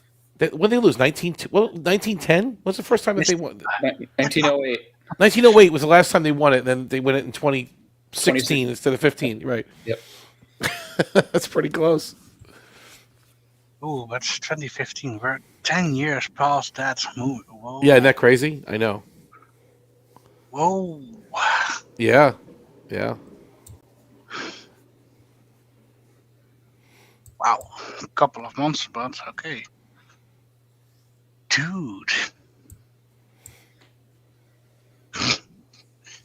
Better not to dwell. Didn't the Simpsons make predictions too? Like they came true. Like there's conspiracy theories that he's a time traveler, the creator of the Simpsons, Groening. Like he's made many predictions in the Simpsons that came they've gotten true. a lot of things right. Like eerily right. If you go back, stuff he did in the '90s coming true today. Yeah, they did. The most eerie one was they a long time ago predicted that Trump would be president. and the escalator scene, they did exact. It's like beat for beat. They say he's like a time traveler because of Futurama and stuff like that. They go, this guy knows way too much accurately. He got more than just like one thing right. It was a bunch of things right he got. And he's Daniels. He's Daniels. Matt Groening is Daniels.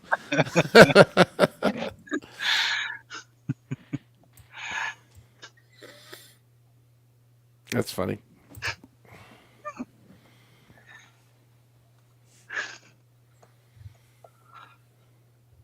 Eric says, I love Back to the Future. There's a live stage play happening here, but the cost of tickets aren't worth it.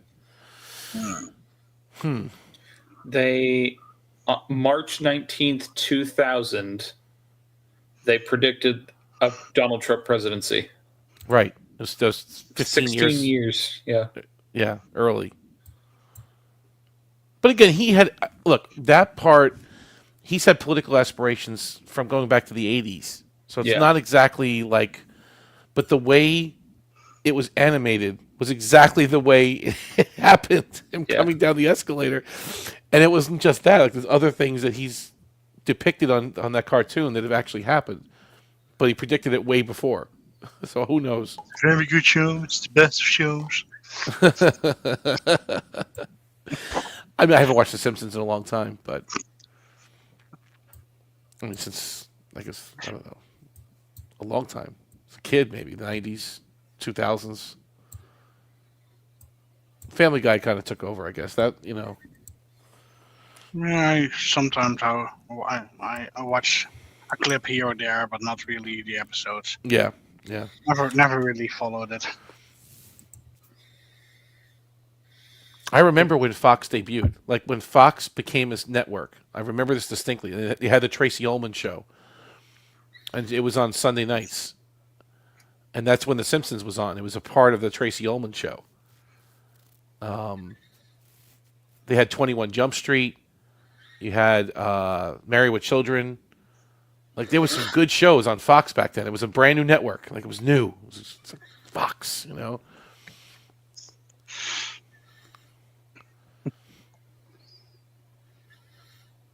X-Files came out a couple years later. I was just thinking about that. When you say Fox, I think Mulder. Fox Mulder, yeah. And Professor, I know you like the X-Files too. I know you're an X-Files fan. Yeah. I love the X-Files. So supposedly The Simpsons did not predict the escalator. Oh, was it wrong? Well, they did show it on the show, but it was after he already announced he was running. Oh, but he predicted it, but didn't show the escalator until afterwards. Is that what happened? Okay.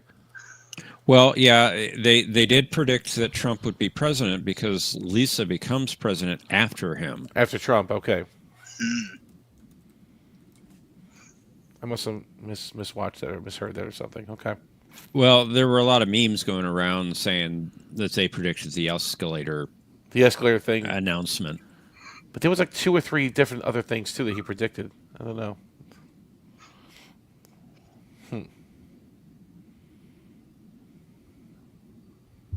It's funny.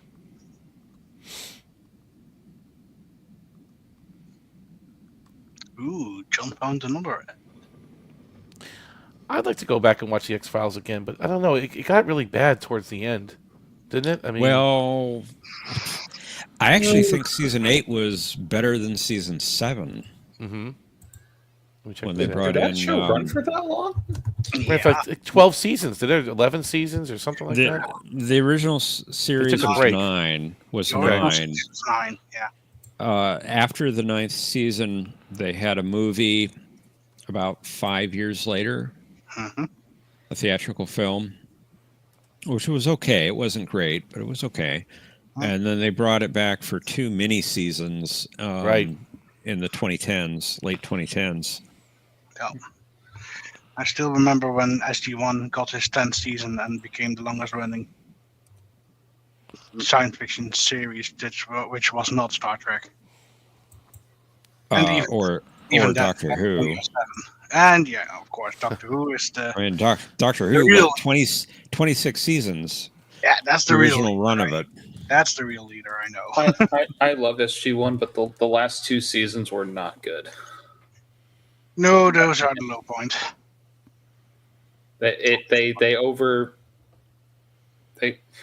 Not that Mitchell and Landry and Vala were bad. I mean, they were good characters, but the Ori was just like, what are we doing?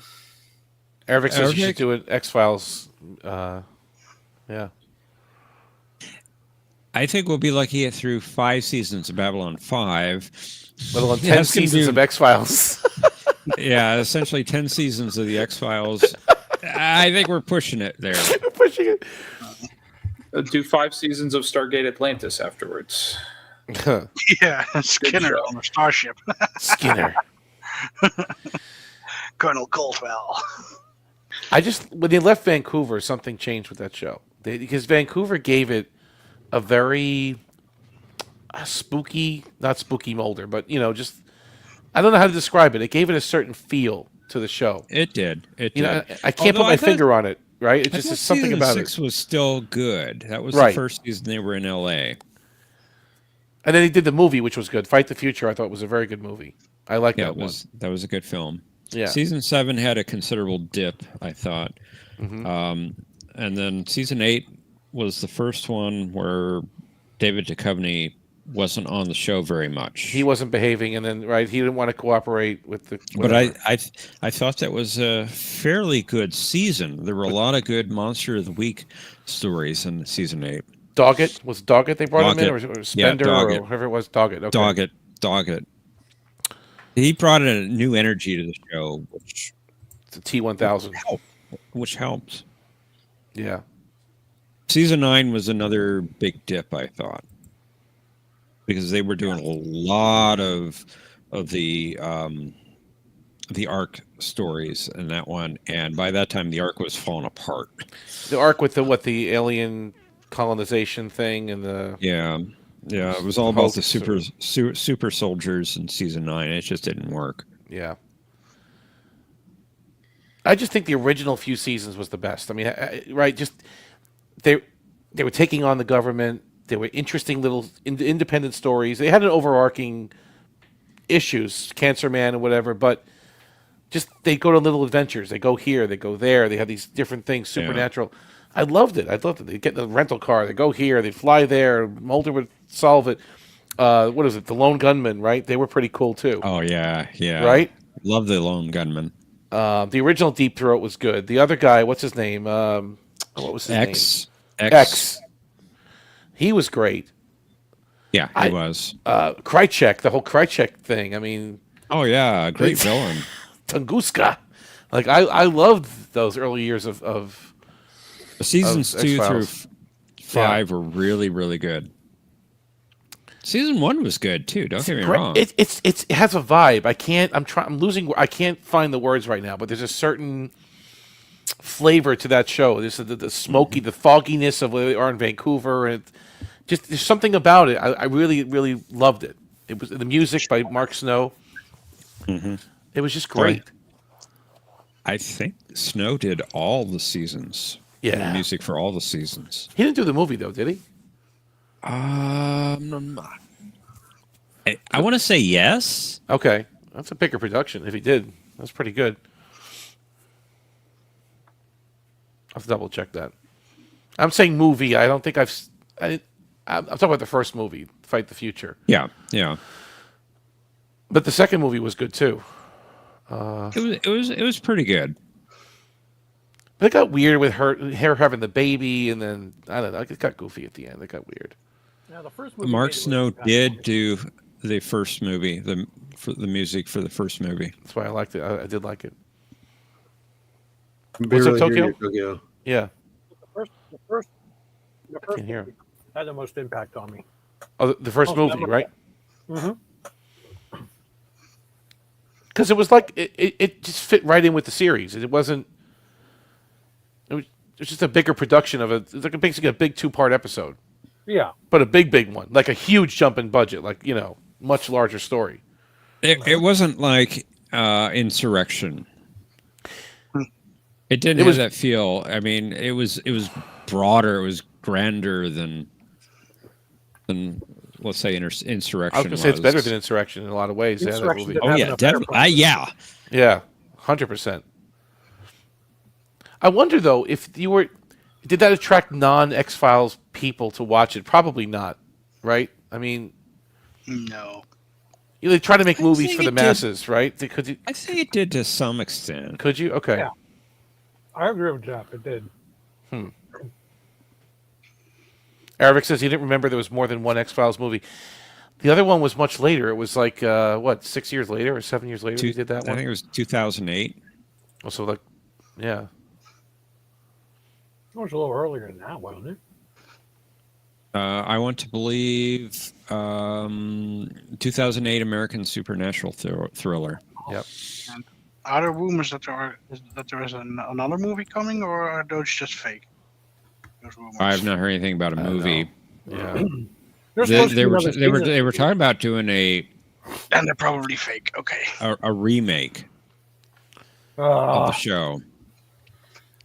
I don't think it's going to go anywhere. No.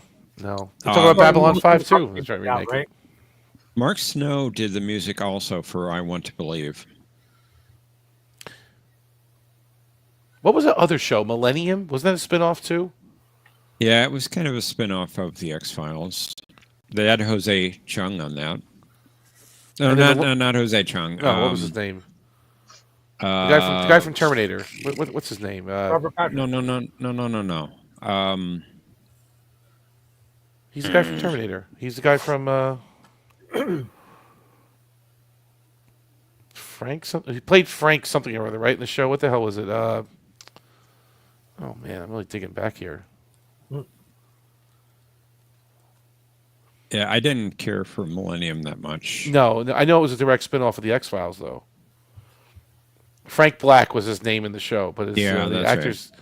Wasn't that the gunman, the lone gunman or whatever? That was another spin-off. It wasn't Lance Hendrickson was his name. The actor's name. But the lone gunman, that didn't make it, though, right? Didn't make it past the first season, I don't think. No, it didn't. No, it was too much of a comedic show. I know the characters were comedic in a way, but it I don't know. It just was kind of weird. But Millennium made it for a few seasons, didn't it? Yeah, I think it did 3. 3? Okay, yeah. The Lone Gunman, it only did 1 season.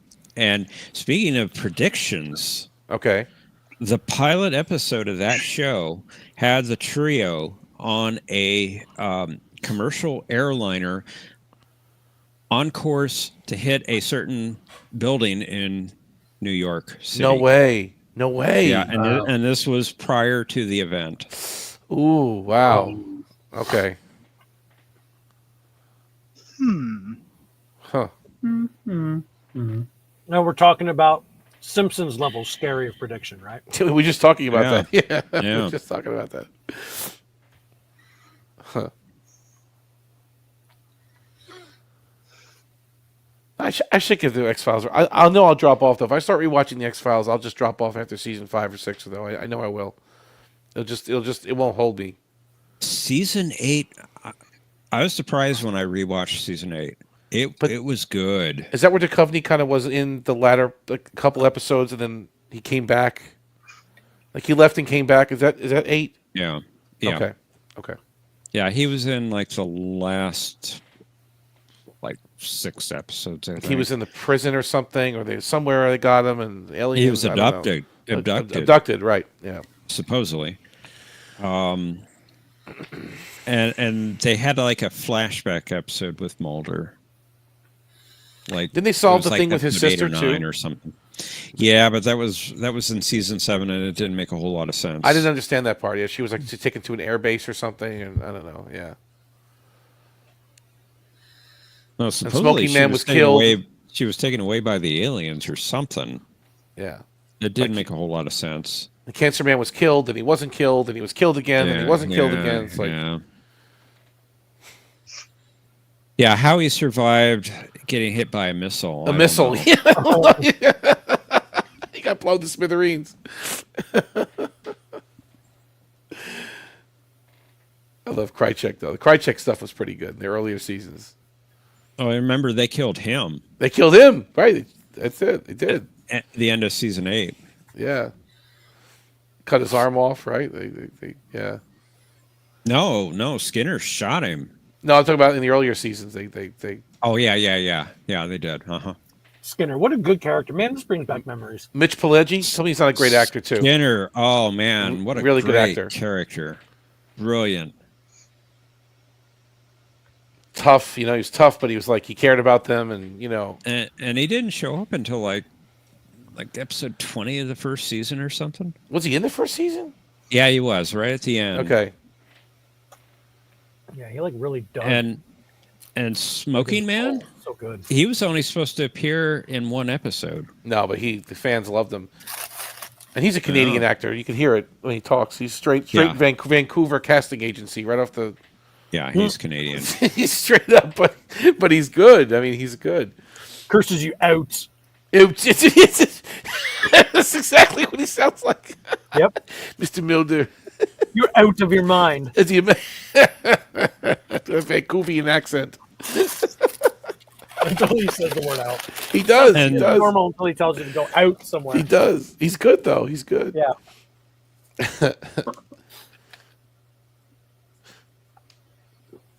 And Deep Throat was the guy who played Mark Twain on Star Trek. That guy. Yep. Going nowhere like Orville season 4. I unfortunately have to agree with you, Thomas. Unfortunate. Yeah, they already locked down Seth for another season of Ted, so he's going right into production. Yeah.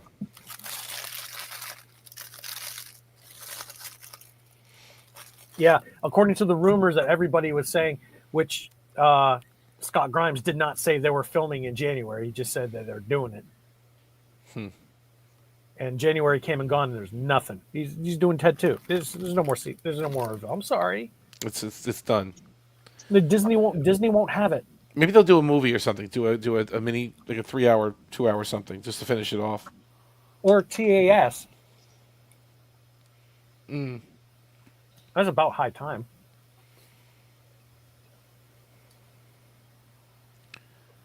Everyone's older. Everyone's moved on. The sets, you guys were chatting about the sets in the Discord. I mean, they're done. They're put away, right? I mean, they were stricken and can't let you go.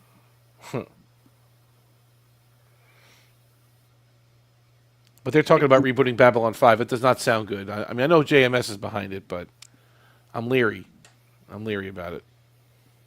Yeah. I'm actually kind of interested in how he would do it a second time. Just don't know how you can tell the same story.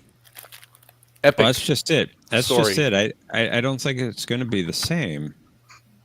Reboot So it. would it be after? I'm not going to give anything away, but would it be after, or would it be No, it'd be an alternative story. Alternative, okay. Modern take on it. Yeah. Or remake. Yeah. Yeah. Well, Melissa McCarthy is the captain. My go-to example for retelling a story, like perfectly retelling a story, remaking a story. Anyone who's a fan of the Pokemon games, play the original Pokemon Ruby or Sapphire, and then play the 3DS remakes. Perfect example. At its core, it's the same story, but they changed some things. They changed a few things here and there, changed some dialogue, changed the looks of some characters, a few subtle Michael, changes in the way events happened, yada yada blah blah. Like, Michael, do you one better? Legend of Zelda: Link's Awakening. never played either one, so I can't confirm or deny. Oh. The Final Fantasy IV, the original one, and then the DS remake 2 is another one I would point to as a good example. Where are you seeing that Ted is getting a third season? Who said Ted was getting a third season? They haven't even done 2 yet, have they? They've wrapped filming on season 2. Thomas says B5 will be in the Bennett universe. Delenn will be called Dolores. Bester will be called Buster, etc. That would be all right. I'd pay money to see that, actually. And the captain will be Harry Kim. And then John says the timeline where that happened got erased by Admiral Janeway. So it'll be Kefir's chance to shine even more. Thanks, John. Exactly. Yeah, it'll be his show. He'll be the main character. Kefir. JMS hated the character. I don't think he would do that. He resented him. Yeah. Yeah. Production studio forced the character on him. Wasn't that like the last note that he got from Warner Brothers was Kefir? Right? They stopped passing notes to JMS like mid-season 2. Right. Like, enough. Let him go. Let him run. And then he just did what he wanted pretty much after that. He did not disappoint. Well, you could say what, 5? Yeah, season 5. I'm not giving anything away, but No. But 5, they got canceled early, and they smushed all of 5 into 4. Well, no, right? That's not accurate either. No, okay. They smashed about 5 or 6 episodes of season 5 into 4. Into 4, okay. They sped up that. Yeah. We were supposed to get essentially the story we got in season 5. They just had to expand it a bit. And that's what made 5 seem a little bit draggy, right? Because they had to stretch that storyline out so much that it was like just dragged along. And then multiply that with a Matthew stream. Oh, I see what you're saying. Yeah, 5 will be tough to get through eventually. It's not bad though. I guess I haven't seen it in so long. Take 7 years. No. We've done almost 2 seasons in a year. That's true. I know what happened. It's strange. I mean, Tuesday is 1 year from when we started, and it's a special episode. Next Tuesday. Yes, this coming Tuesday is 1 year from when we started. With Sebastian. Wow. Sebastian's coming. And we only have, after Tuesday's stream, 2 more episodes of season 2. And don't forget, we also had the movie to start with, which is not officially season 1. No. But there will be other movies too. You're gonna put them in. Yeah. I don't know how many we're gonna do. I mean, we've kind of talked about this already. We have, yeah. It depends on, well, do you want to watch Crusade? Well, then should you watch A Call to Arms, which sets up Crusade? I think your format would work well with Crusade. And Crusade is not going to be excruciating because it's only, 15 or 16 episodes. And I would like to hear Something Matthew's like take on it. that. Honestly, like I think he'd get into Crusade. To be honest, I think he'd like it. I think Well, he the would. problem like it. is it doesn't end. I mean, right, it's it just I mean, stops. it just stops. ends. Yeah. It doesn't conclude anything. Right. It's the beginning of a series and it just stops. There's nothing there at the end of it. It's not over. You don't get it. You don't get a conclusion.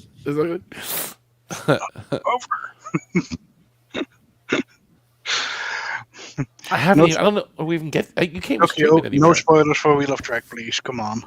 All right, I'll close the PDF file. Give me a minute.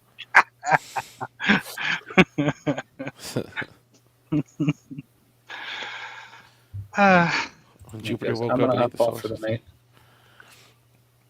Okay, Mike. Thanks for having me, guys. Thanks for playing. Good game. Thanks, Mike. You have Grumba, sir. You have Grumba. Thank you, thank you. As You do bet. You bet all very of us. aggressively. No, you did. Yes. You did good. You did good. And with Mike, I'm also calling it a night. Yeah. So, Well, thanks for playing, Patrick. thank you. And I'm glad that I woke up in time to play around. So, Whew. Enjoy your the rest of the evening, and we'll see Will. you next time.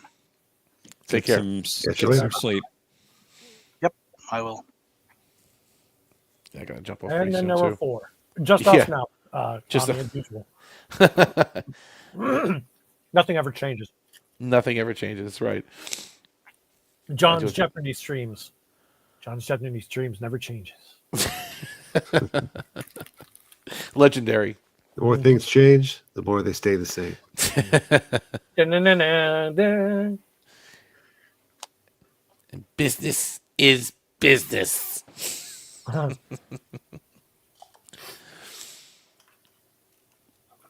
For the second watch through DS9, second watch through in like 20 years. I'm starting to like Quark more and more. Oh, Quark's a great character. He's great from episode 1 on. He only gets better. He is. And Odo too. Like both of them hit the ground running. Like they didn't take a while. Like Jadzia took a while to find herself, right? And the rest of them, those two they knew exactly what they were doing from the minute one, and it just got better. Oh. Terry Farrell, she was very nervous playing the role at first. You could tell. Her acting got markedly better. Like, I don't know if she went for acting lessons. I'm not trying to be insulting right now. I'm really, really not. I'm complimenting her because she grew as an actress. She got much more relaxed. She did, and she can handle more dramatic roles by season 5, 6 than she could in season 1. She was too demure. She was too nervous. She didn't know what to do.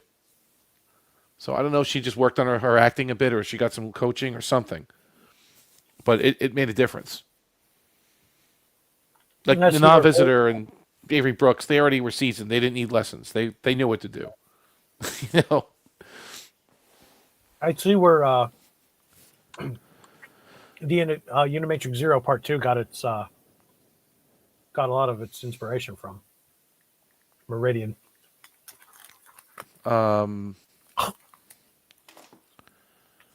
Yeah, how the world was disappearing, and Seven and what's his face had to meet one last time.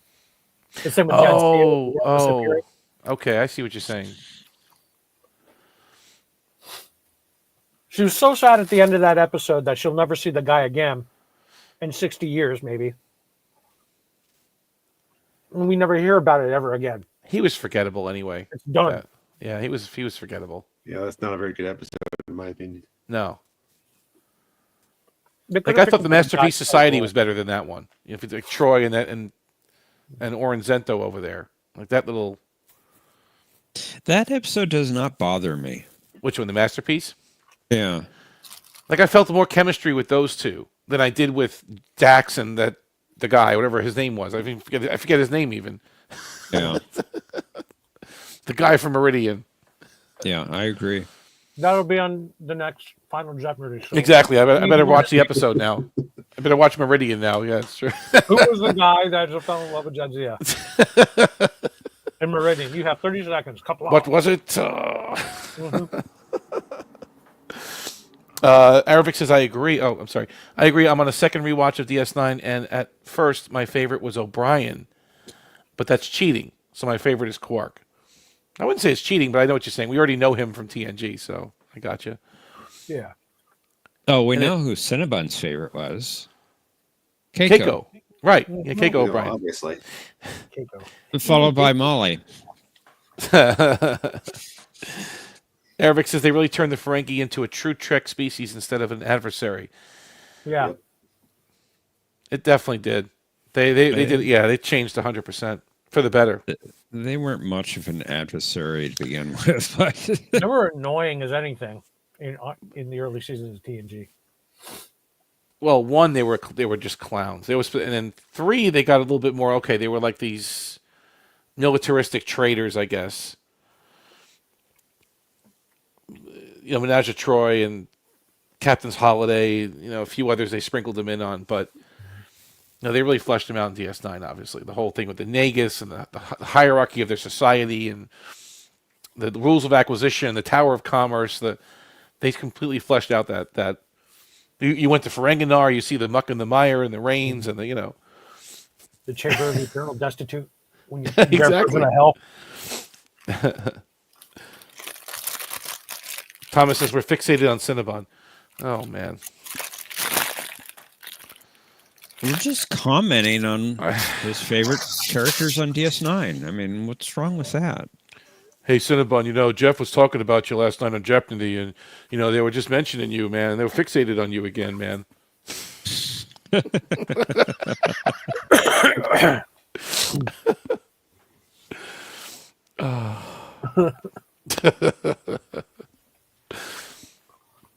So the pastor says, so the theme of this is we're going to be exploring fools in the Bible. And I said, why are you talking about me?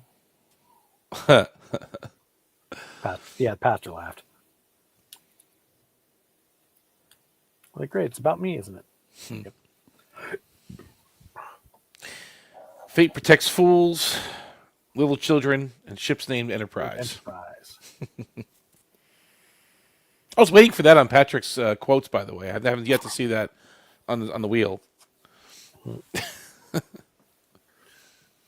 So mad at that game, man. I know. Why do I even bother playing at this point? The wheel turned into my favorite the last couple of games. Did you see that? It did. Yeah, oh my God! It's all about the wheel. It's not, I didn't suddenly get better. The wheel just gave me a chance to actually get some points. I think Patrick can press stop on the thing to stop the wheel at any point. I told him he's doing a break, man. Out. Yeah. I don't think it's happening. I definitely don't think that's happening, but it's funny. Look at that. The widow doesn't like you. Click. Loses her and bankrupt. And the other quote I was waiting for is, let's make sure history never forgets the name Enterprise. Those are two quotes I've been waiting for. I'll be able to show up eventually. Now they said something. More than likely. Yeah. It's a distinct possibility. and of course, the one puzzle that I could get without ever guessing a single letter, it didn't even come to me.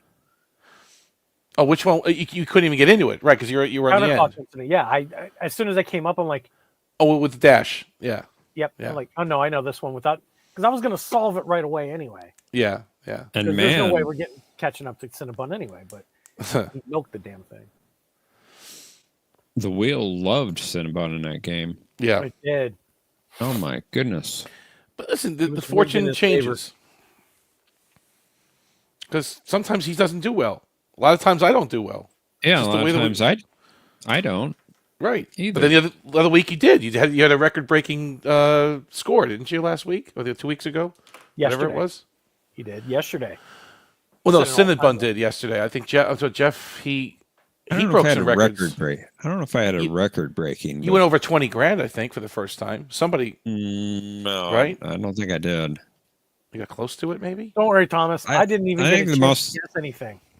The most I've gotten, I think, is like 11,000 or something. I thought you got close to 20. I don't know. Maybe I'm wrong. Maybe I just don't remember. I don't know. Yeah. I got to guess an X. That was bad. I guessed X, strike. Mike said W, strike. Cinnabon said V, and like there were like 3 V's. I know, it's funny. Like as a joke. He did it as a joke, right? Exactly. Yeah. I'm sure he did. Of course. He was trying to. Yes. But there was like 3 V's. He gets $1,500. Come on. It's funny. It's funny. Sometimes it works that way. But I noticed on the Real Wheel of Fortune, because you're right, that third position really sucks. Don't they flip a coin to see who goes first or something? Like, don't they? Yeah, and then they flip a coin and then they position themselves on the stage to. Actually, no, it's a speed round now. Yes, yeah, it is a speed round now. You're right. Yeah, because that last guy always used to get screwed. I mean, it's very hard for the guy in the end to actually make it work. That was the one where that's the speed round where the guy said "bitches in the future" is actually Bitcoin in the future. Yeah, they've changed the rules a lot over the years with that show. People who annoy you. Okay, I don't know if I can say it. 10 seconds. Okay, I'll say it. Beep. Naggers. Man, it slowly turns the wheel in shame. Like, oh yeah, that's crazy. Yeah, that was a lot of fun, Thomas. John Love being Thomas remembers that. Yeah. Well, at least we don't have that anymore. No, that was how bad was that? You couldn't even get a spin, right? You couldn't even. Yeah, hardly ever. Yeah. And then when he did spin, he got a bankrupt. Yep. That sounds about right. that was me yesterday. Yeah. Bankrupt, lose a turn. And then I was hitting him pretty much too. It's just the luck of the wheel. It really is, because the puzzles are the puzzles. Right? I mean, it's how the wheel treats you. Yeah. Patrick having a conversation with me on Discord about why there was no period next to Mr. I said, dude, it's MR period. He goes, oh yeah, you're right. That's not good. No, you had a conversation with Discord during the game. I think you because I got the answer and I texted him. I'm like, dude, you're missing a period. He goes, oh, sometimes there's no period there. I'm like, it's Mr. Period. He got it to his head. Oh, you're right. You got it to his head because he paused for a minute. I knew when you were chatting with him, he stopped for a second. I'm like, oh boy, you got to get to his head in the middle of a game. Nice funny. Journey song, Eric. Nice. The wheel in the sky keeps on turning. That's it. I don't know where I'll be.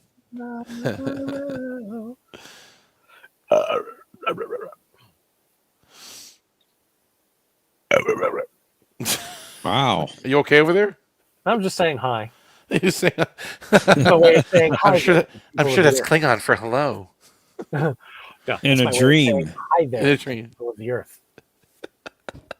There are other forms of intelligence on Earth, Doctor. Only human arrogance would assume the message must be meant for man.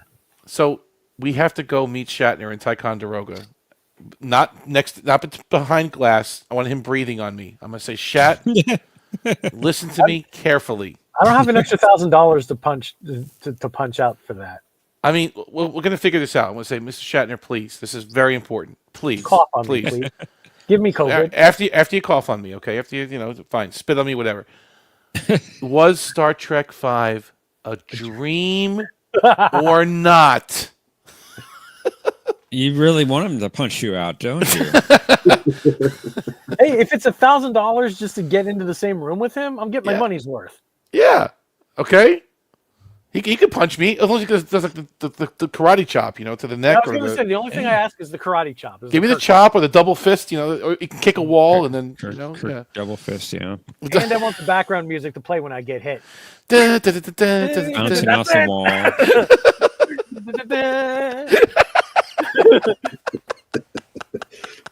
Punch in the face.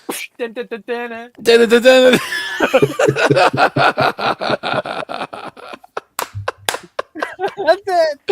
Yeah, that's worth $1,000. Tell me it's not right now. Tell me it's not. Okay. That's worth $1,000. Right? Absolutely, 100%. Get Done. my money's worth. That's it. That's it. If I'm selling out that much money to see Shatner, I'm getting punched in the face with the background music. Right. You gotta lay there. You gotta lay still though. You gotta be dead. You gotta be lay there. Even if you're not hurt, you just have to. You gotta pretend you're hurt. Just lay or there. just dance with one of his daughters. Nice place you got here, Mr. Shatner. Mr. Shatner. I'm like, oh, another one. Then I'll get punched in the face. I mean, it was so weird to stand between a piece of glass with this guy. I mean, I paid for the photo op with him. I guess it was COVID. Well, no, it was. What was it? 2 years ago? Not even. A year and a half ago. Tail end of COVID 2 years ago. I guess it was the tail end. I guess we weren't wearing masks anymore. I mean, and it was they did a screening of Star Trek II, The Wrath of Khan, and then afterwards he spoke for like an hour and a half on stage at the theater, and it was great. I mean, he answered a bunch of questions. He has so much energy. He just kept going and going and going and going and talking about his travel to space. He just did with the Amazon thing. And I paid extra. I paid for the VIP. So me and the missus, we went backstage and we're excited. We got her, and you walk up and there's a big piece of plexiglass. But I mean, I can't. It's not that I want to touch him or anything, but at least let me get in the picture with him. But I said hello, and he just kind of looked at me and all right. No. No, there's another one. Another one. There he goes. Yeah. Oh, great. Another one. Yeah. It was weird, though. It was just weird. But I get it. I mean, if he's older, right? And, all these fans, and you're right, the tail end of the sickness, people coughing all over him. I kind of understand it. I do. You got to protect yourself, too.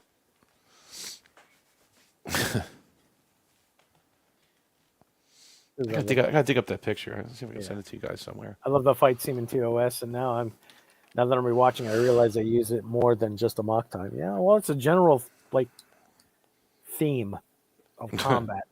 They have 3 different levels of combat theme. There's the mock time. There's the and then there's the kind of like everything else fails, and they're resorting to violence. The way the scale of the music is written, it's like, oh, Kirk failed at talking to him. Now he's got to beat people up. And then season 3 had some strange music too. Like they have their own little like the drums. They had this weird kind of fight music. Like I was watching what was it? Well, that was good. I was watching The Savage Curtain, and then the one after that maybe. Kirk versus Abraham Lincoln. Exactly. They did some really stupid stuff in season 3. Yeah. But it wasn't Abraham Lincoln. The image is close enough. Kirk takes on Abraham Lincoln, Sirach, and Kailash. Help me, Spock. Help me.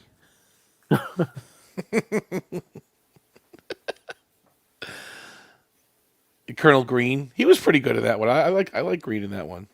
Colonel Green.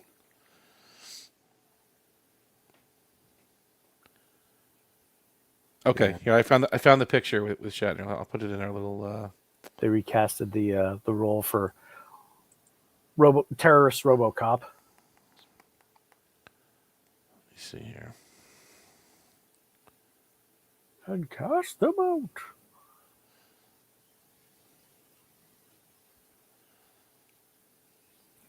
What was Colonel Green's first name? Soylent? Soylent? That wasn't Soylent Green, was it? It's people! Wow. Soylent Green is people! Soylent. Soylent Green. It's a cookbook.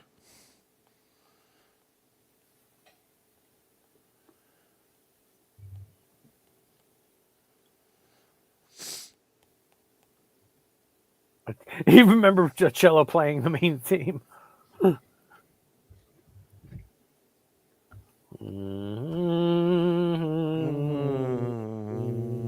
That's all you get. All right, I just sent the picture. This is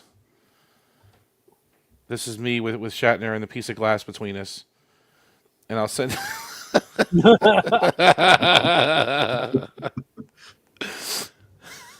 That's all you get. That's all I get. I was all excited to meet him. He just sits there. It could have been a cardboard cutout of him. Honestly, I mean, it might as well have been. I think I got the missus. She took He one doesn't too. look 90-something, although he's dead. No, he's so energetic. He spoke. Look, we're doing a show. We're sitting on our asses here, but he spoke on stage for an hour and 20, an hour and 30. I mean, nonstop and energetic. It wasn't. He took a few questions, but that really wasn't it. It was just him going and going and going. He was great. He was great. Sent the laugh emoji because it's a glass. You want the glass removed, son? That's gonna be an extra $500. You didn't even know it was there. Like they snake you around the stage. They snake you, and then finally when you get there, it's like you see this thing. What is that? That's terrible. That's just for the photo op. That's you don't get to say anything to him. No, I tried to through the glass. Like I walked up, I'm like, "Hey, how are you? Thank you, great." And he's like, all right. He just kind of looked at me like, "Show me the receipt, and then I'll say." That was it. Did you get the extra say hi to you package? No. Shut up. Take the picture. Take the picture. That's all it was. Oh, it was funny. That'll be an extra $500 because I get to curse you out. They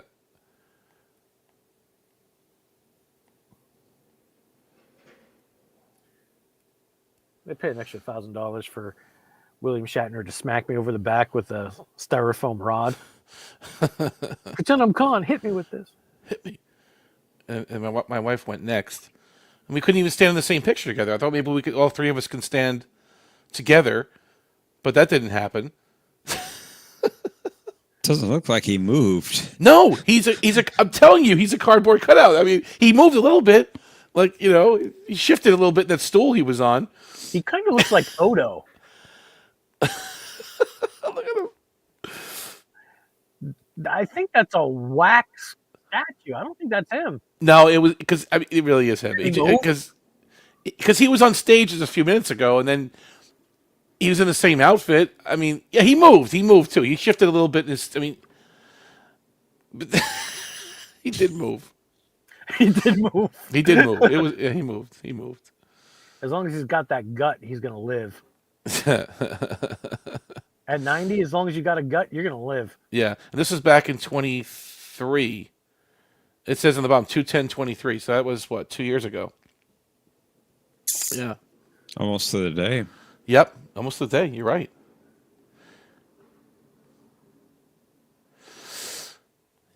Somebody delete my comment. Your comment? Your comment? Oh, I see what happened there. Okay. No, I'm looking at Matthew's server for memes.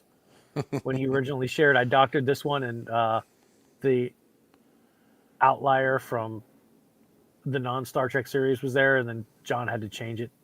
Put Dr. Chapel in what's his face's place. Who? Gets a thumbs up. Harvick was writing. Rid of the random guy that was put in there. He met Brent Spiner, got an autograph for $45. Yeah, actually, Mercer and I went to a convention not too long ago. We met Brent there too. He was okay. I got a picture with him. I got the Night Court picture, the one where he's paying Bob Wheeler. That's the one I had him sign. Oh, that's funny. Yeah. I ate him. He goes, you want the Wheeler? I said, I want the Wheeler. He goes, okay, and he signed it for me. Yeah, I saw that speak at a convention a few years ago. Yeah. He didn't even want to sit down. Dude had more energy than me at 40. Planet X, right? I'm not making this up. Yes, 100. I couldn't believe it. That's the first thing me and my wife looked at each other and said, the guy's got so much energy. Like, the most humble Trek actor I met was Icheb. When he gave me an autograph, he said just to then however much he can. Yeah. Well, yeah, he doesn't have much work anymore, unfortunately, but that's, hopefully that's going to change a bit. Yeah. He was the only good part of Renegades. Well, that was the Tim Russ thing. That was the. Yeah, he was the only good part of Renegades. Everything else and everybody else sucked. Wasn't Chekhov in there? It wasn't Koenig and even he was Uhura? bad. Yeah, it was just written terribly. Renegades sucked. Garrett Wang, and then they had everybody in that thing. Lita was in it. That was of Gods and Men. That was of Gods and Men. Not Renegades. Of Gods and Men was pretty bad too. That one was pretty rough. And then it had who else was in that one? I think a lot of people. Garrett Graham was in that one. Garrett Graham, yeah. Martok was in that one, I think. Oh yeah, he was. He was.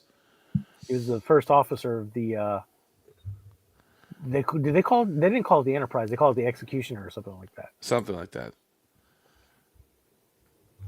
I met Chase Masterson 10, 15 years ago at a con somewhere, and I asked her about that because that was just coming out at the time. I go, what was it like working with Tim? And she's like, oh no, he was really, really great. It took longer than we thought, but they say all that gracious stuff. But she had fun, she said, doing it.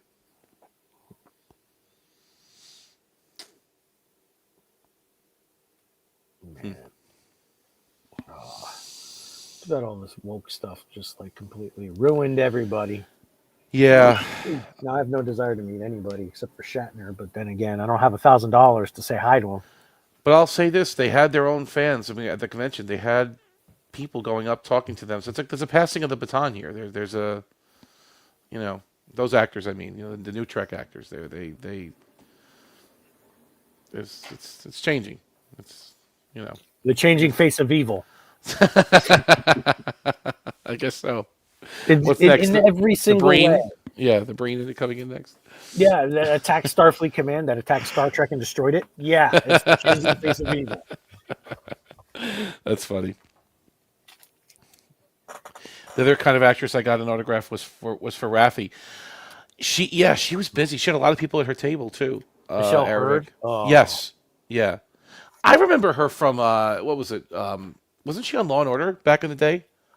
I think so. Like a million years ago, she was on Law and Order, I thought, and she was pretty good in that. She wrote "Live Long and Love Boldly." Oh.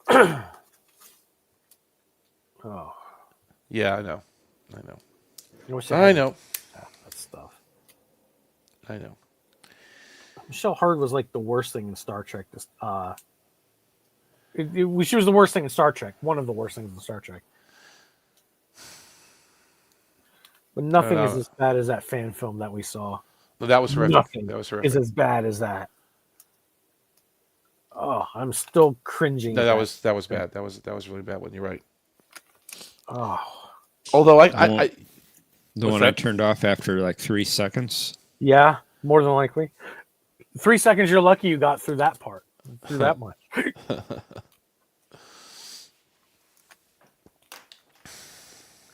That must be one of the prototypes. Shut up.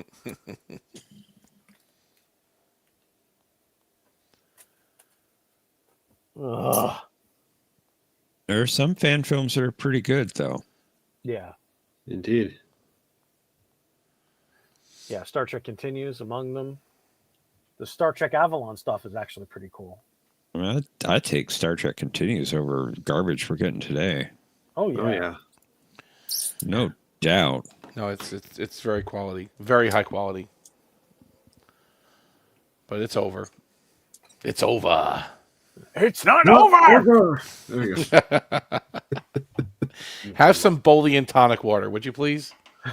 Calms the nerves. It looks refreshing. Like I kind of want some. I'm like, let me taste that. You're gonna need some. Probably tastes like vomit. But it's not blue, right? It's clear. Okay. I think it was clear. Yeah. I have to tell you what the prop is. Yeah. But I have to get going myself. I have to get up early tomorrow. All right, yeah, I gotta get ready for food shopping in about an hour anyway, too. So, but yeah, second time and for the last time. Thanks for having me on the stream again. Of course, you're always welcome. Great. Oh, Tokyo, it's great having you, man. Indeed, it is. Guys. As I mentioned earlier, Patak. You incompetent topa.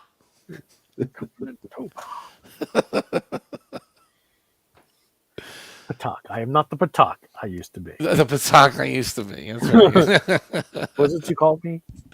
Patak. Patak. Yes, I'm not the Patak I used to be. BLT. That's it. That's my initials. Bacon, lettuce, and tomatoes. My initials. You jealous? Who's jealous? Come on, turkey platter. Who's jealous? That's good. All right, guys. Have a great night. Thank you for the game, Omni. John. Thanks, Omni. Signing out. Thank you. I'll see you guys soon. Okay. Come on through. Have some Have a good night, Omni. Thank you. Have a good rest of your day, Tokyo. Thank you, guys. Eat your soup. See you guys in 2 weeks. We hope to see you for 2 Babylon weeks. 5 on Tuesday. Tuesday night, yes, we're moving to Tuesday night. Same time, though, at 10 p.m. Eastern, 9 p.m. Central Matthew time. Sounds good. Have a good night, All right, everyone. see you then. Good night.